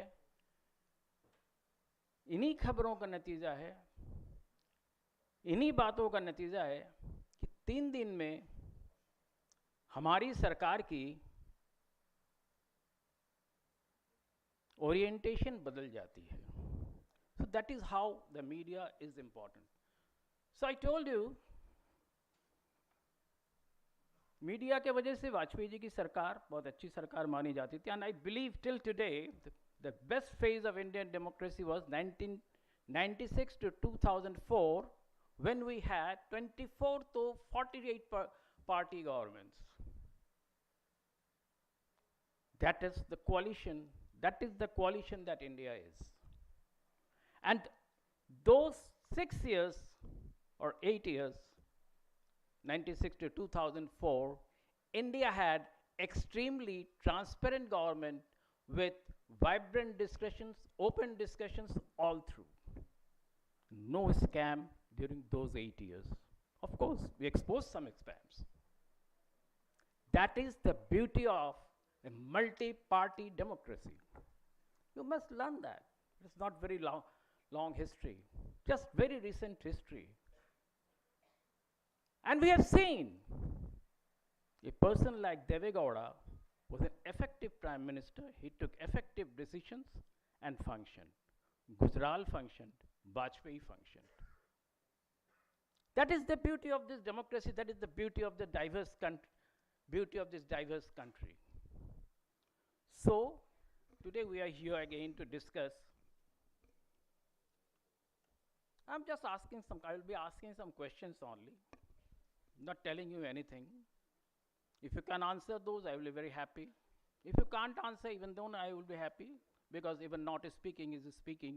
That was also sometimes Indian democracy has said. And that was the time of Narasimha Rao. So do it really comprehend the purpose of our gathering here today?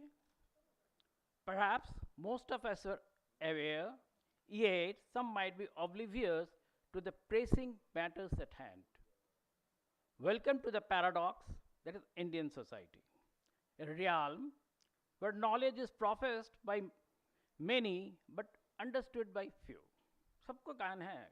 इस हिंदुस्तान में आप पूछिए जाके अभी यहाँ से कनॉट प्लेट का रास्ता किधर है, तो रोहतक का रास्ता तो जरूर बता देगा आपको।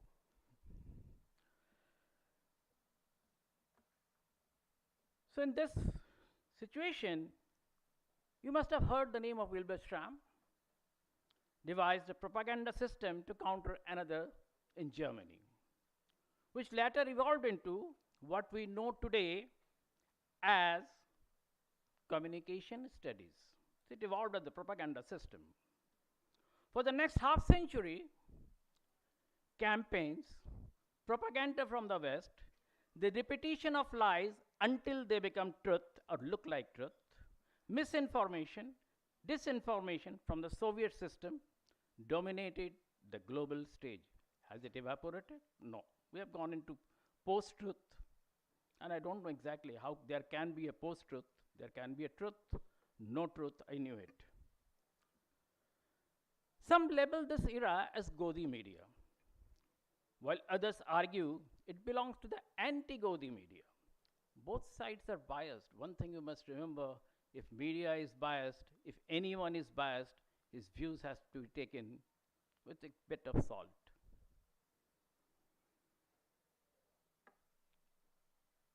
Both sides are biased, favoring their own narratives, leaving public welfare and genuine social dialogue by the wayside.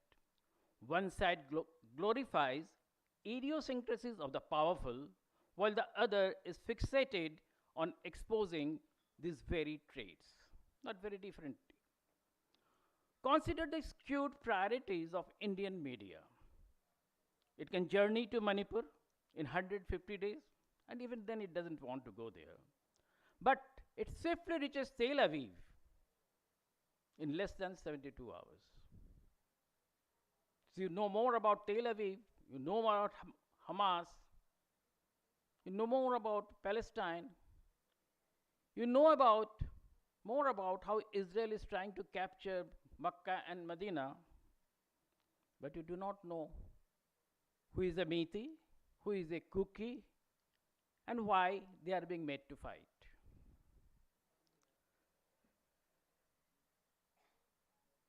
So the media labels Hamas as terrorist and paints Israel as a victim, all the while projecting a false image of reality. We are caught in a battle of biased media outlets, forcing us to question, who can we trust? Can we trust anybody?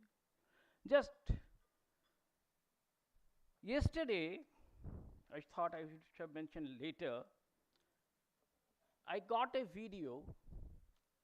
It was labeled, ये Palestine से आया है और देखिए हिंदुओं को कैसे गाली दे रहे हैं. लैंग्वेज मुझे नहीं मालूम था, तो मैंने उस पोस्ट पे जाके पूछा कि क्या ये सही है, इज इट द राइट, ये फेक है. तो उस पर जवाब आया कि ये एंटी नेशनल है, ये सवाल पूछता है, ये बालाकोट जैसे लोग हैं, इनको तो ख़त्म कर देना चाहिए. खैर कुछ अच्छे लोग भी थे, उन्होंने ढूंढ ढांड के शाम तक मुझे बताया कि दिस इज ये finally they admitted it was of 2022. और कैसा क्या था, शायद अरबी में रहा होगा. It was in reaction to Nupur Sharma's comment, and it is fabricated misinformation. So you have to be that careful while you are on social media or anything be dished out by anybody, because very senior journalists had vouched that it was a correct news. So have the Godi or anti-Godi YouTube media outlets delve into issues plaguing our farmers? The phenomenon of brand new 10-year-old cars being discarded for the profit of automakers. बहुतों के पास, आपके पास होगा, 10 साल की गाड़ी होने वाली है, कल आके पुलिस उठा ले जाएगी. कभी आपने सवाल पूछा इस बारे में कि पुलिस क्यों उठा के ले जाती है आपकी प्रॉपर्टी? कॉन्स्टिट्यूशनली पुलिस को कोई अधिकार नहीं है आपकी प्रॉपर्टी उठाने की. कॉन्स्टिट्यूशनली नेशनल ग्रीन ट्रिब्यूनल को इस तरह का आदेश देने का कोई अधिकार नहीं है. पर आपने कभी पूछा है? किसी ने पूछा है? बताइए. 10 साल की नई गाड़ी, 7 साल आपने EMI दिया होगा, किसान भी उसकी EMI देता है, उसकी ट्रैक्टर उठा के ले जा रहे हैं, और भारत की जनता इतनी अमीर हो गई, चुपचाप बैठी सुनती रहती है. कभी सवाल उठाया आपने? कभी उन ब्यूरोक्रेट से सवाल पूछा आपने? कभी उस मंत्री से सवाल पूछा आपने? क्यों नहीं पूछा? Because your EMIs are being paid by your parents. or the dismal 3 critical transfers of CAG officials who audited vital infrastructure projects. उनमें से एक आपके दिल्ली से ताल्लुक़ रखता है, जिसमें यह कहा गया कि सैंक्शन था 18 करोड़ रुपए पर किलोमीटर की सड़क बनाने की, द्वारका एक्सप्रेसवे का,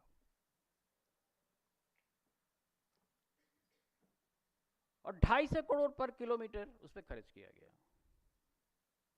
आपने कभी सवाल पूछा?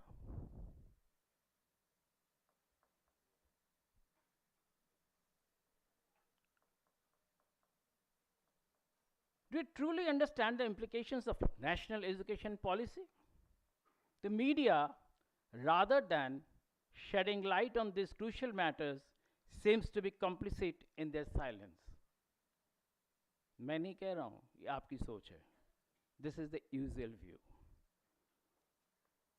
Now, if you look at, media has analyzed the problems of NEP and finds very recently, at least in 3 states, Indore in Madhya Pradesh, Shimla in Himachal, and Bangalore in Karnataka, facing problems of understanding its implementations. Teachers are now speaking out, and we have CAG and other critical stories from the newspapers. खबरें आती हैं, आप पढ़ते नहीं हैं, आप वही देखना चाहते हैं. There is one other very interesting observation I have. लोग कहते हैं मीडिया बायस्ड है. मैंने भी कहा है, सुना ना आपने? सुना है कि नहीं कि मैंने कहा है कि मीडिया बायस्ड है? Yes, sure, but you have called me, so you have to slightly suffer me because I'm just. क्या सवाल पूछा मैंने? Media biased, but no, readers are biased now, listeners are biased. वो वही सुनना चाहते हैं, वही देखना चाहते हैं जो वो चाहते हैं. उसके अलावा कुछ है तो जैसे मुझे धमकी मिली आपको भी मिलेगी.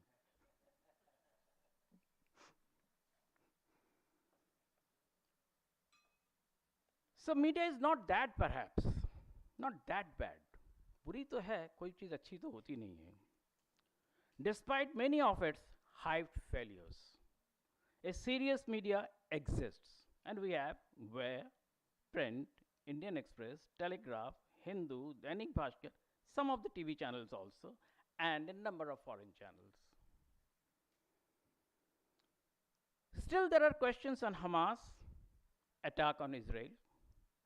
Who should we support? On humanitarian issues, possibly there is soft corner for Palestinians because they have lost their home. But Hamas has not been less harsh than Israel in dealing with the civilians. Could it condone either of them? Israel Prime Minister Benjamin Netanyahu vowed to crush and destroy Hamas. Every Hamas member is a dead man, he says. Is he right?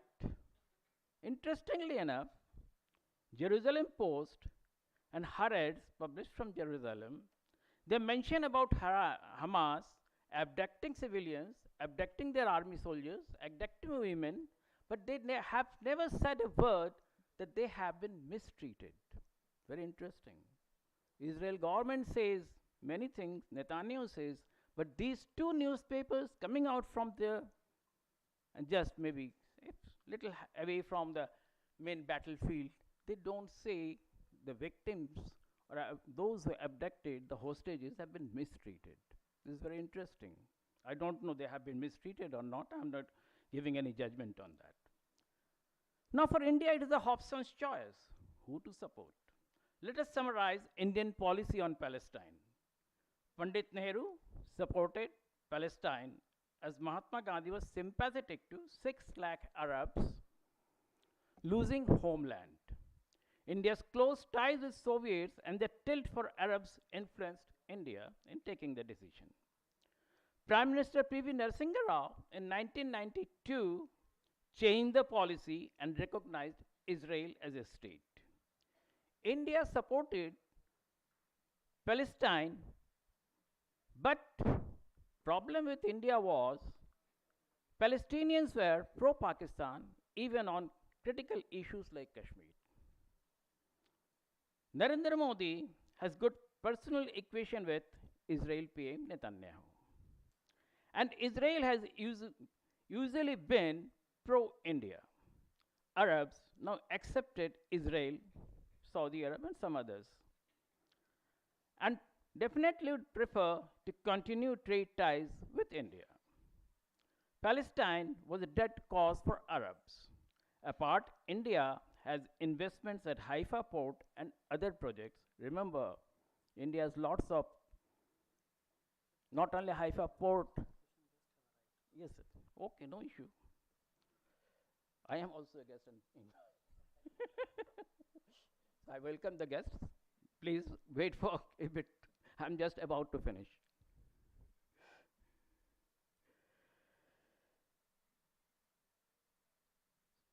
So Palestine was a dead cause for Arabs. Apart, India has investments at Haifa port, and we have also created another India, Middle East, Europe corridor passing through Haifa only.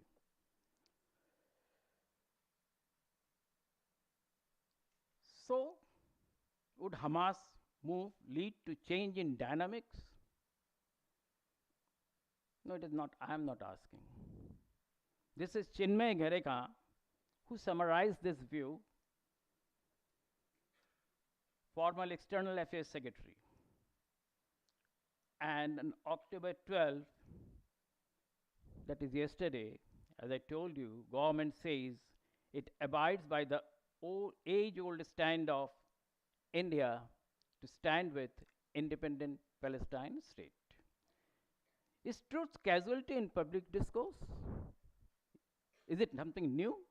No, media doesn't lie, but it is used to spread the lie.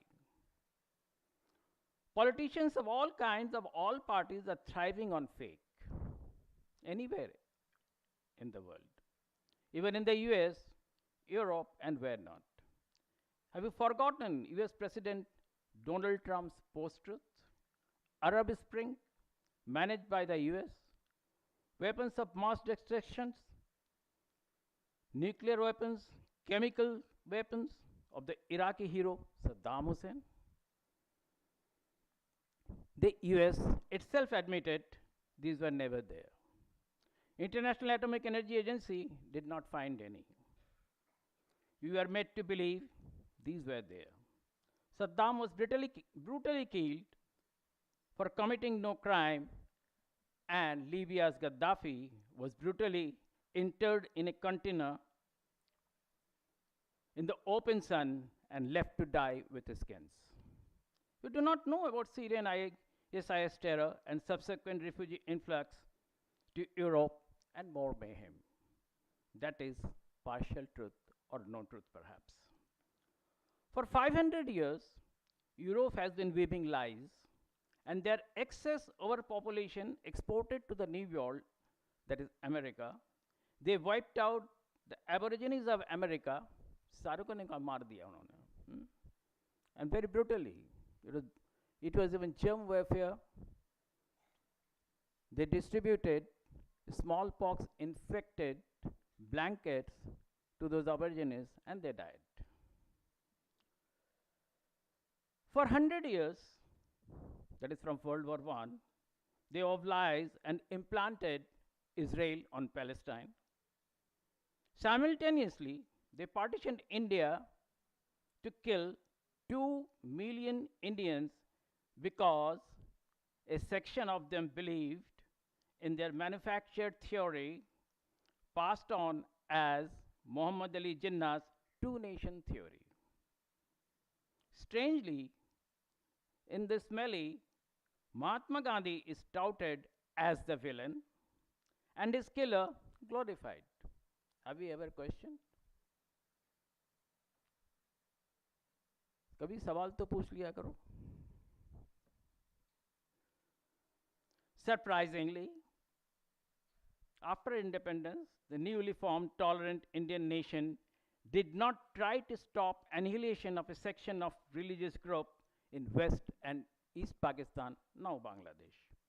Yes, Indian subcontinent accepted all that without a whiff of protest. Intervention? Never. Not even Balakot. You are not supposed to quote Al Jazeera. Yes, it is supposed to be biased, but in reality, when you see it, you find their coverage is very detailed, very serious. They have a very nice way of presentation, like many other Western channels also. Even BBC, despite many disagreements, I would say they are good channels. AP, AFP, they all have their biases. Tilt, I would say, not back bias, but they are all fact coverers. So why I am mentioning Al Jazeera? It has recently done a fact check with Elon Musk's Twitter or X. It says there are 50 million fake news identified by the Twitter, including on Palestinians and recent Hamas attacks. So you can think of who manufactures that. Can you trust BBC? In some cases we do, and we make it also a national cry. It repeatedly says Israelis are killed and Palestinians die. Beautiful cover-up of Anglo-US European machinations, or is it again a bias? Isn't the messenger silenced? With it are not the social dialogue. You see, the basic function of the news system, newspaper, television or radio, is not to give information. Yes, please. Is not to give information, but create a social dialogue. Everything should be there so that we can take an informed decision. So with it are not the social dialogue and open discussions stifled to protect vested interest. This is not just a problem within our borders. The G7, a powerful consortium of multinational corporations from 7 countries, is orchestrating a global narrative solely for profits. Who is the villain in this story? Can you identify them? Perhaps not. The poor journalist, unpaid, frequently sacked journalist faces the dilemma whether he should tell the truth or not. Tell the truth and be cast aside. Audience definitely is the sufferer, and so let me come to the finally for what we are here. Do you understand what the NEP entails? What its policies are? How do that affect you? You are the future leaders. Sadly, the truth is beneath, beyond layers of obfuscation. The NEP was thrust upon us during the height of the COVID-19 lockdown with no room for discussion or debate. Vice chancellors, faculty and students, the various stakeholders in this policy were denied a say in their own educational future. How can we accept a policy implemented without your consent? Why is nursery education now mandatory? Why it should be? Why he can't straightway go and join class 6? He can have his education anywhere, at his home also. Why are grants for university drastically reduced, leading to the forced privatization of education? Yes, I'm not against privatization if they can privatize institutions like this, beautiful institutions. It's a very beautiful resource, but it's not happening, unfortunately. Why the rush to push everyone into a graduation program? These questions remain unanswered and ignored by those in power. Why? That is the question we have. Because this question was asked when we were students, and I was like you. Ram Manohar Lohia, Tarakeshwari Sinha, she was from the Congress, George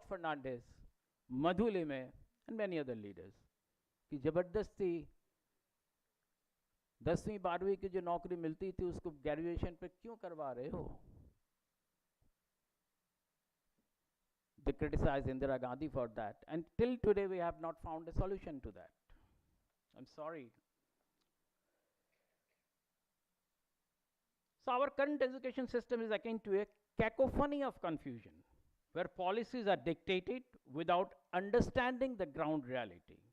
The implementation of NEP demands reconsideration. Let us pause, halt its execution, and engage in detailed studies and discussions for the next 2 years. It is creating lots of problems. In Agra, there are 750, Agra University has private colleges, and none of them are even 1/10 of as good as this institute is. So let us pause, halt its execution, and engage in detailed studies and discussions for the next 2 years. Let us simplify it, shorten the education tenure to 12 years from 16 years. In fact, actually not. If you look at 5 plus 3 plus 3 plus 4, and then again 4, it comes to 19 years actually. We are being misled that it is 16 years. Why I want this period to be shortened? Because so that we can have the best demographic dividend that you have. You can join a work early, learn more, and contribute much better to the nation. Young minds should complete their post-graduation by the age of 18 and contribute meaningfully to the workforce. You should have vibrant students and faculty unions, which unfortunately most don't have, to achieve our national goals. And I can, as a partial information, I can tell you, 8 Central University Vice Chancellors were sacked by the persons who employed them during the last few years. We must plead for an education system that is tailored to India's needs, not a borrowed, ill-fitting version from elsewhere, and that is what exactly we have done. We have just copied the US system without thinking anything about our even basic resources. Do you know, Kothari Commission in 1960 suggested that we should spend 6% of the GDP for education. In May 2004, the budget, we allocated 2.8% of the GDP. In February 2023, the budget allocated 2.9% of the GDP. So, let us challenge the status quo, demand transparency, and work towards the future where education serves the nation, not the vested interest. Let us stop and review the national education policy. Thank you so much, and sorry for exceeding the time limit. Thank you, Professor Sarkar. You raised some basic question. कुछ बुनियादी सवाल आपने खड़े किए और आपके लिए take away ये है कि सवाल कीजिए और सवाल कीजिए। अगर बेहतर पत्रकार बनना है, एक जागरूक नागरिक बनना है और एक नागरिक पत्रकार बनना है तो सवाल कीजिए। मैं स्वागत करता हूं डॉक्टर अजय गुप्ता जी का, Indian council of social science research के डायरेक्टर हैं। बहुत ही धैर्य से वो सारी बातों को सुन रहे थे। जावेद अहमद साहब का भी मैं स्वागत करता हूं, वो इस बीच कार्यक्रम में आए और जो बात उन्होंने कही, कुछ बुनियादी बातें कही। प्रिय विद्यार्थियों, एक टेक अवे ये भी है कि इस एनआईपी के साथ साथ राधा कृष्ण आयोग की सिफारिशों को भी पढ़िए। उसमें भी बहुत सी ऐसी बातें थी, कोई नया नहीं है, कुछ मुलम्मा कुछ इस तरह का है जो आपको, क्योंकि ये सेल का है, ये जो दिखता है वो बिकता है और ये बिकने वाला जिस तरह का माहौल बन गया है उसमें ये बातें हैं। कोठारी आयोग की बात कही, वो भी आप देखिए। मुझे अदम गोनविडी साहब याद आ रहे हैं। उन्होंने लिखा था, घर में ठंडे चूल्हे पर अगर खाली पतीली हो तो मैं कैसे कह दूं फाल्गुन की धूप नशीली है। पत्रकार को सवाल करने चाहिए, पत्रकार को जानना चाहिए कि वस्तुस्थिति क्या है। एक्स रिपोर्ट आ गई, प्रेस रिपोर्ट या प्रेस रिलीज आ गई, वाई से प्रेस रिलीज आ गई, वो उसको छापने का काम नहीं है। उसे ग्राउंड पे जाना चाहिए और जानना चाहिए कि सत्य क्या है। लेकिन फिर भी सत्य अंधे का हाथी है, जाकी रही भावना जैसी प्रभु मूर्ति देखी तिन तैसी। और इस परिप्रेक्ष्य में मैं प्रोफेसर हेमंत जोशी जी को बुला रहा हूं, बहुत ही विद्वान और जिनका भाषा पे, जिनका सामुदायिक रेडियो पे, जिनका एक सामुदायिक मीडिया पे बहुत बड़ी पकड़ है, professor Hemant Joshi ji.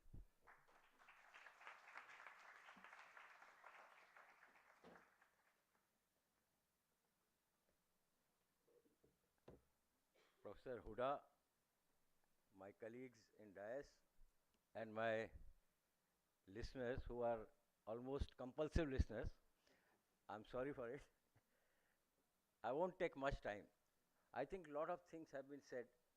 Some things I will still repeat, but I would try to tell you one thing, that we keep on saying that facts are sacrosanct.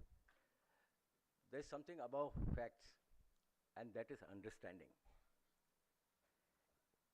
You can have numerous facts, but if you do not have the power to understand, it's all waste.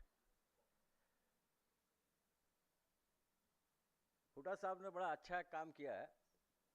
He has pitted two negatives against each other and have asked us to speak on it.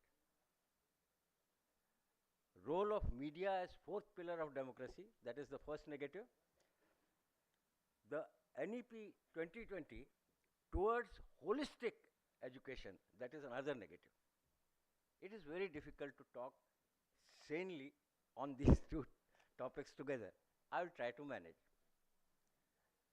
The reason is that बहुत शेरो शायरी भी बीच में हो रही है, तो और कभी कभी वो रिलीफ भी करती है. आप लोग तो लगातार सुन रहे हैं फैक्ट्स वगैरह, तो बड़ा तकलीफ हो रही होगी. थोड़ा सा मन को बहलाइए, लेकिन बहलेगा नहीं और दुखी होगा. गालिब ने कहा है कि रगों में दौड़ते फिरने के हम नहीं कायल, जो आंख ही से न टपका तो फिर लहू क्या है. भारतीय विद्यापीठ में इतनी दूर से मुझे बुलाया और मैं आके फिर दौड़ता रहूं रगों में, तो लहू नहीं हूं. इसलिए I will try to tell you things which matter, and that's why I am compelled to say the interesting combination of media and education in our country in past 1922 is pathetic and pessimistic. In spite of the fact what Sarkar Sahab said, that everything is not black. There is black, there is white, and there is shades of grey. Today we neither have a media which is praiseworthy, except a few, nor do we have signs of proper education system. Forget about its being holistic and humanistic. Try to understand how things are being played on us. ये बहुत ज़रूरी है, क्योंकि हम सब पढ़े लिखे हैं और हम लोगों के दिमागों पे इनका असर होता है. We are talking of media. The term we are using is media. I just have to ask, why journalism has been replaced by media? Why journalism has been replaced by media? Why can't we say journalism is the fourth pillar? Media is not the fourth pillar. Let me tell you one thing. Because media means lot many things. It means advertising, it means advocacy, it means advertisement, it means propaganda. And above all, what Sumit said, in the words of Vidya Balan, it means entertainment, entertainment, and entertainment. So today, television is all entertainment, entertainment, and entertainment, even if it is news. Even if it is news. So journalism is not there. These are things which, this is how, post-truth, fake news, all these terms which have been coined recently, they are deflecting you from the basic aspects of human life. News is no longer news, either post or fake. And what is fake is not news.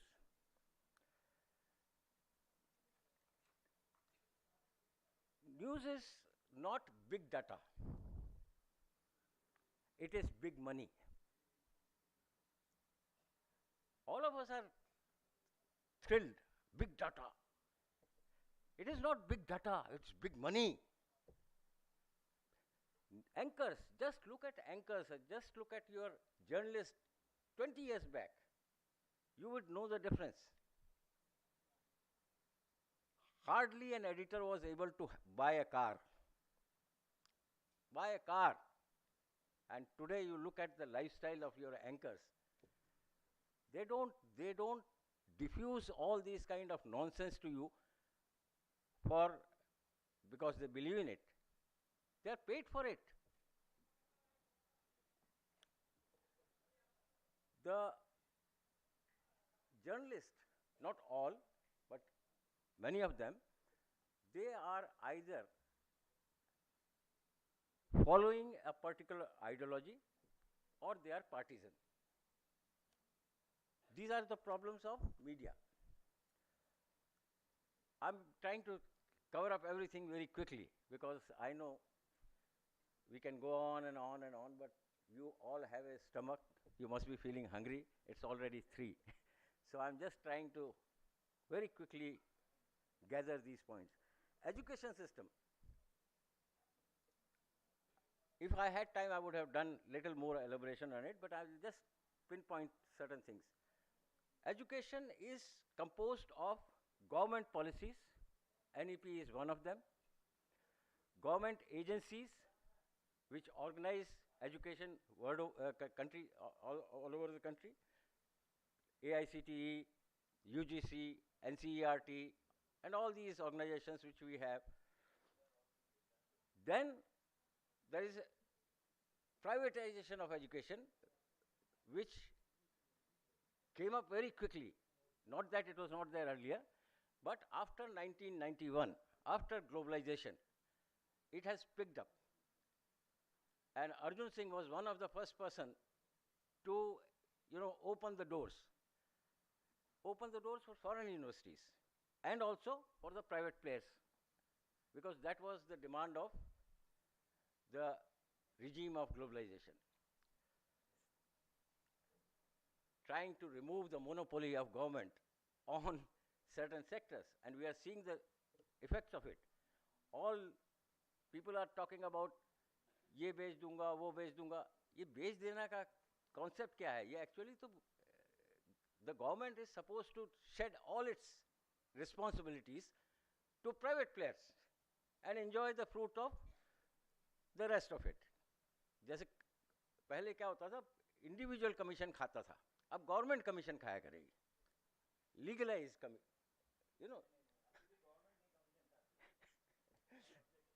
ठीक है. तो there can always be some of them. The social causes are no longer very important, neither for the government nor for the private players, except a few, like this institute where we are talking about it. But not every educational institute, not every private player is doing the same thing. So my specs see the larger view in which BVM and others are very small players. They are bigger players, 80%, 10%. That is the kind of ratio which we are talking about. The charity with which all this privatization work started in the earlier days is no longer there. It's a hollow word. The education, especially in the private sector, is also big money. It is no longer charity. It is big money, not CSR. Nowadays we call it CSR. Earlier it used to be dan, 10%, 20% dan. Now all those concepts are gone. CSR is just compulsorily there. It will still remain there, but nobody would do it if he is given the freedom to do it. So in this scenario, and he was talking about the air-conditioned classrooms and auditoriums, it is something which reminds me of another share of Faiz. He says, जिंदगी क्या किसी मुफलिस की कबा है जिसमें हर घड़ी दर्द के पैबंद लगे जाते हैं, अपनी हिम्मत है कि हम फिर भी जिए जाते हैं. That is the state of mind of Indians. Indians are passing through these kind of miseries every day, but yet they say that nothing has happened. We can still enjoy life.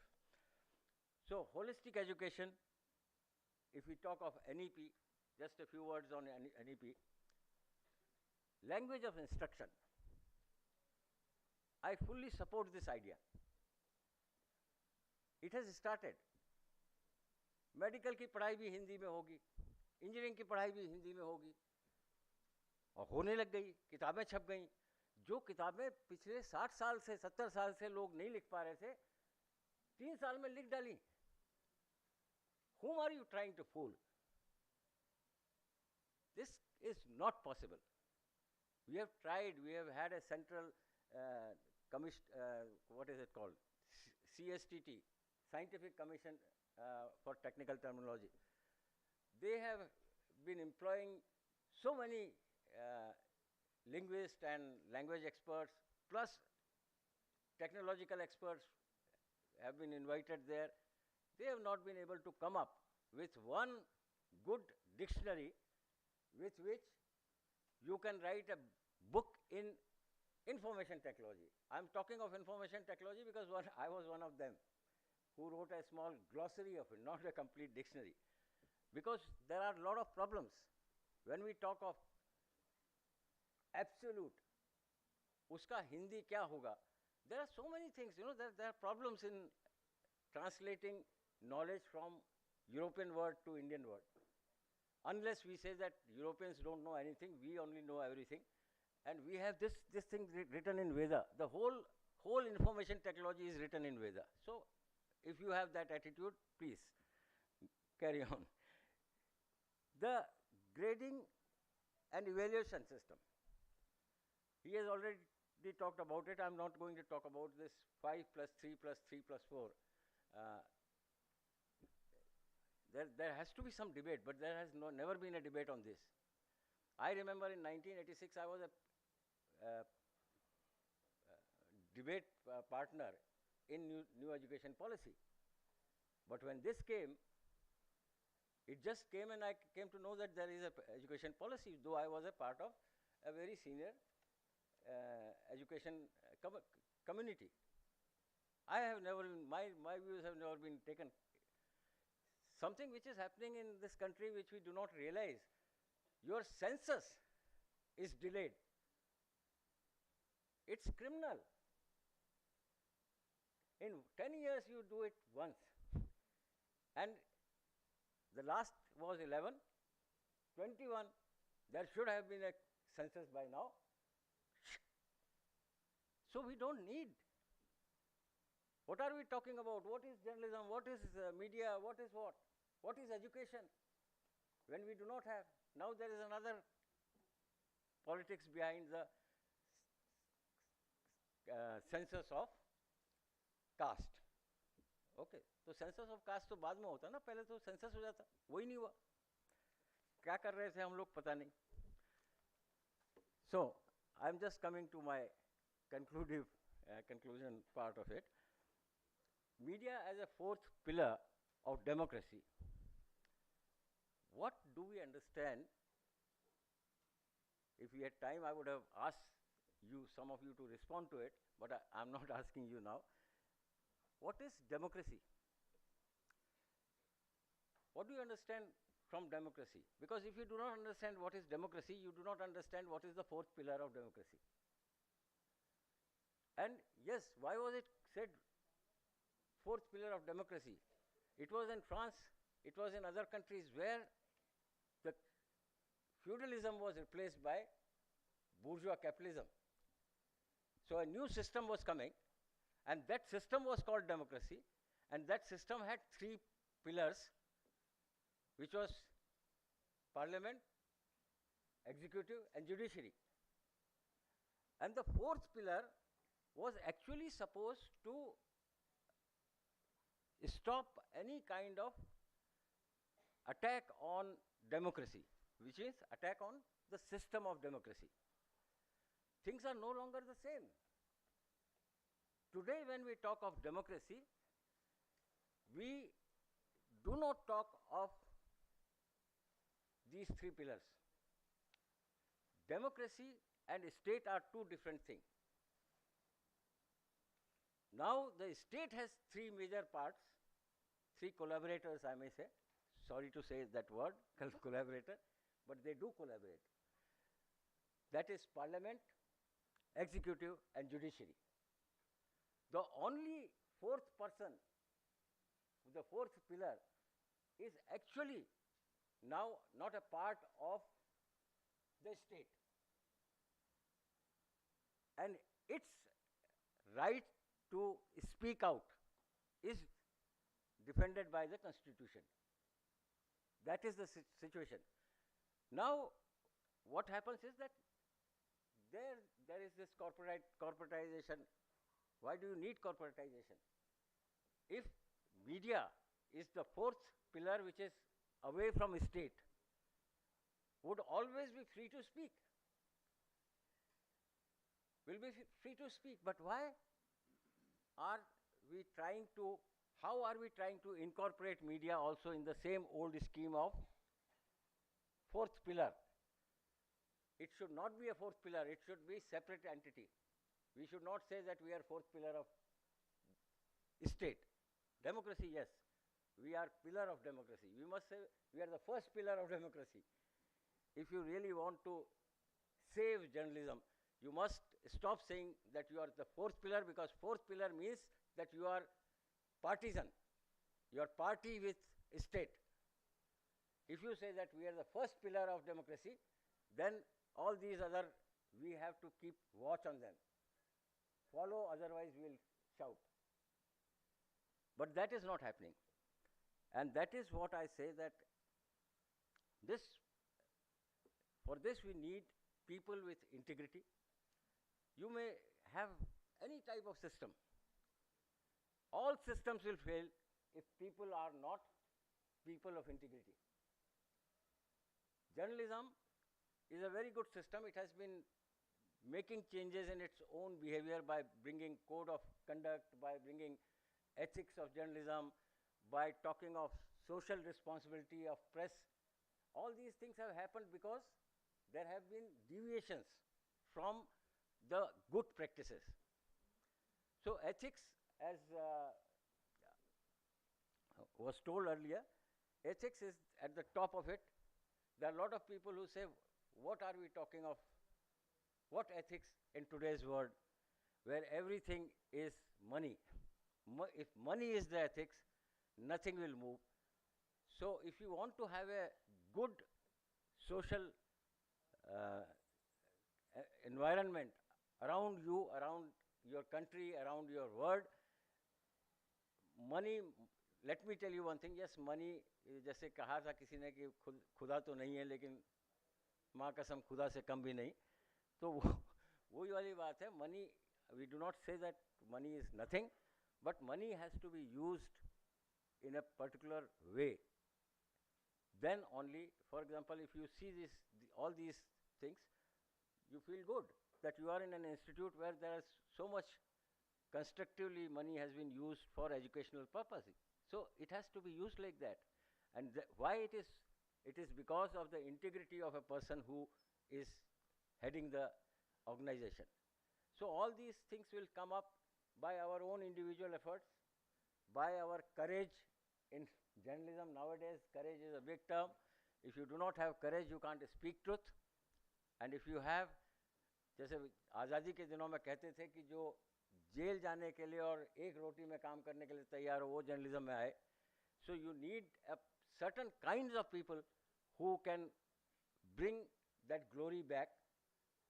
That is there, not, it has not gone away, but the प्रचलन उसका कम हो गया, उसके प्रचलन को बढ़ाने की ज़रूरत है. आई थिंक कम कहा ज़्यादा समझिएगा, आप लोगों का ही ध्यान रख के कह रहा हूँ, जैसे वरना प्रोफेसरों की तो आदत होती है वो घंटों घंटों बोलते हैं. तो I just try to sum up the whole thing.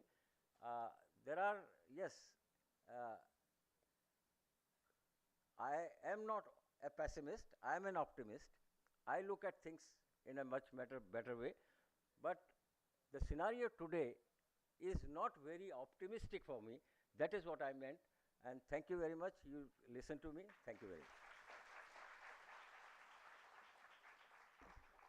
Thank you professor Hemant Joshi. और आपने जैसे जिस नोट पे बात को ख़त्म किया कि आप आशावादी हैं, तो मुझे हुडा साहब को देख के गालिब याद आ जाते हैं, फैज़ याद आ जाते हैं।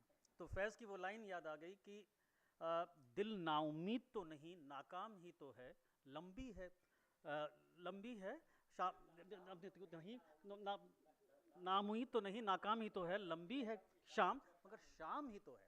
और जो बात सर ने कही, उस बात पे ये आता है कि आप जो यंग जनरेशन है, आपको क्या करना चाहिए, क्या समझना चाहिए। तो उसमें ये बात आती है, God give me the courage to change the things I can, serenity to bear the things which I cannot, and the wisdom to know the difference।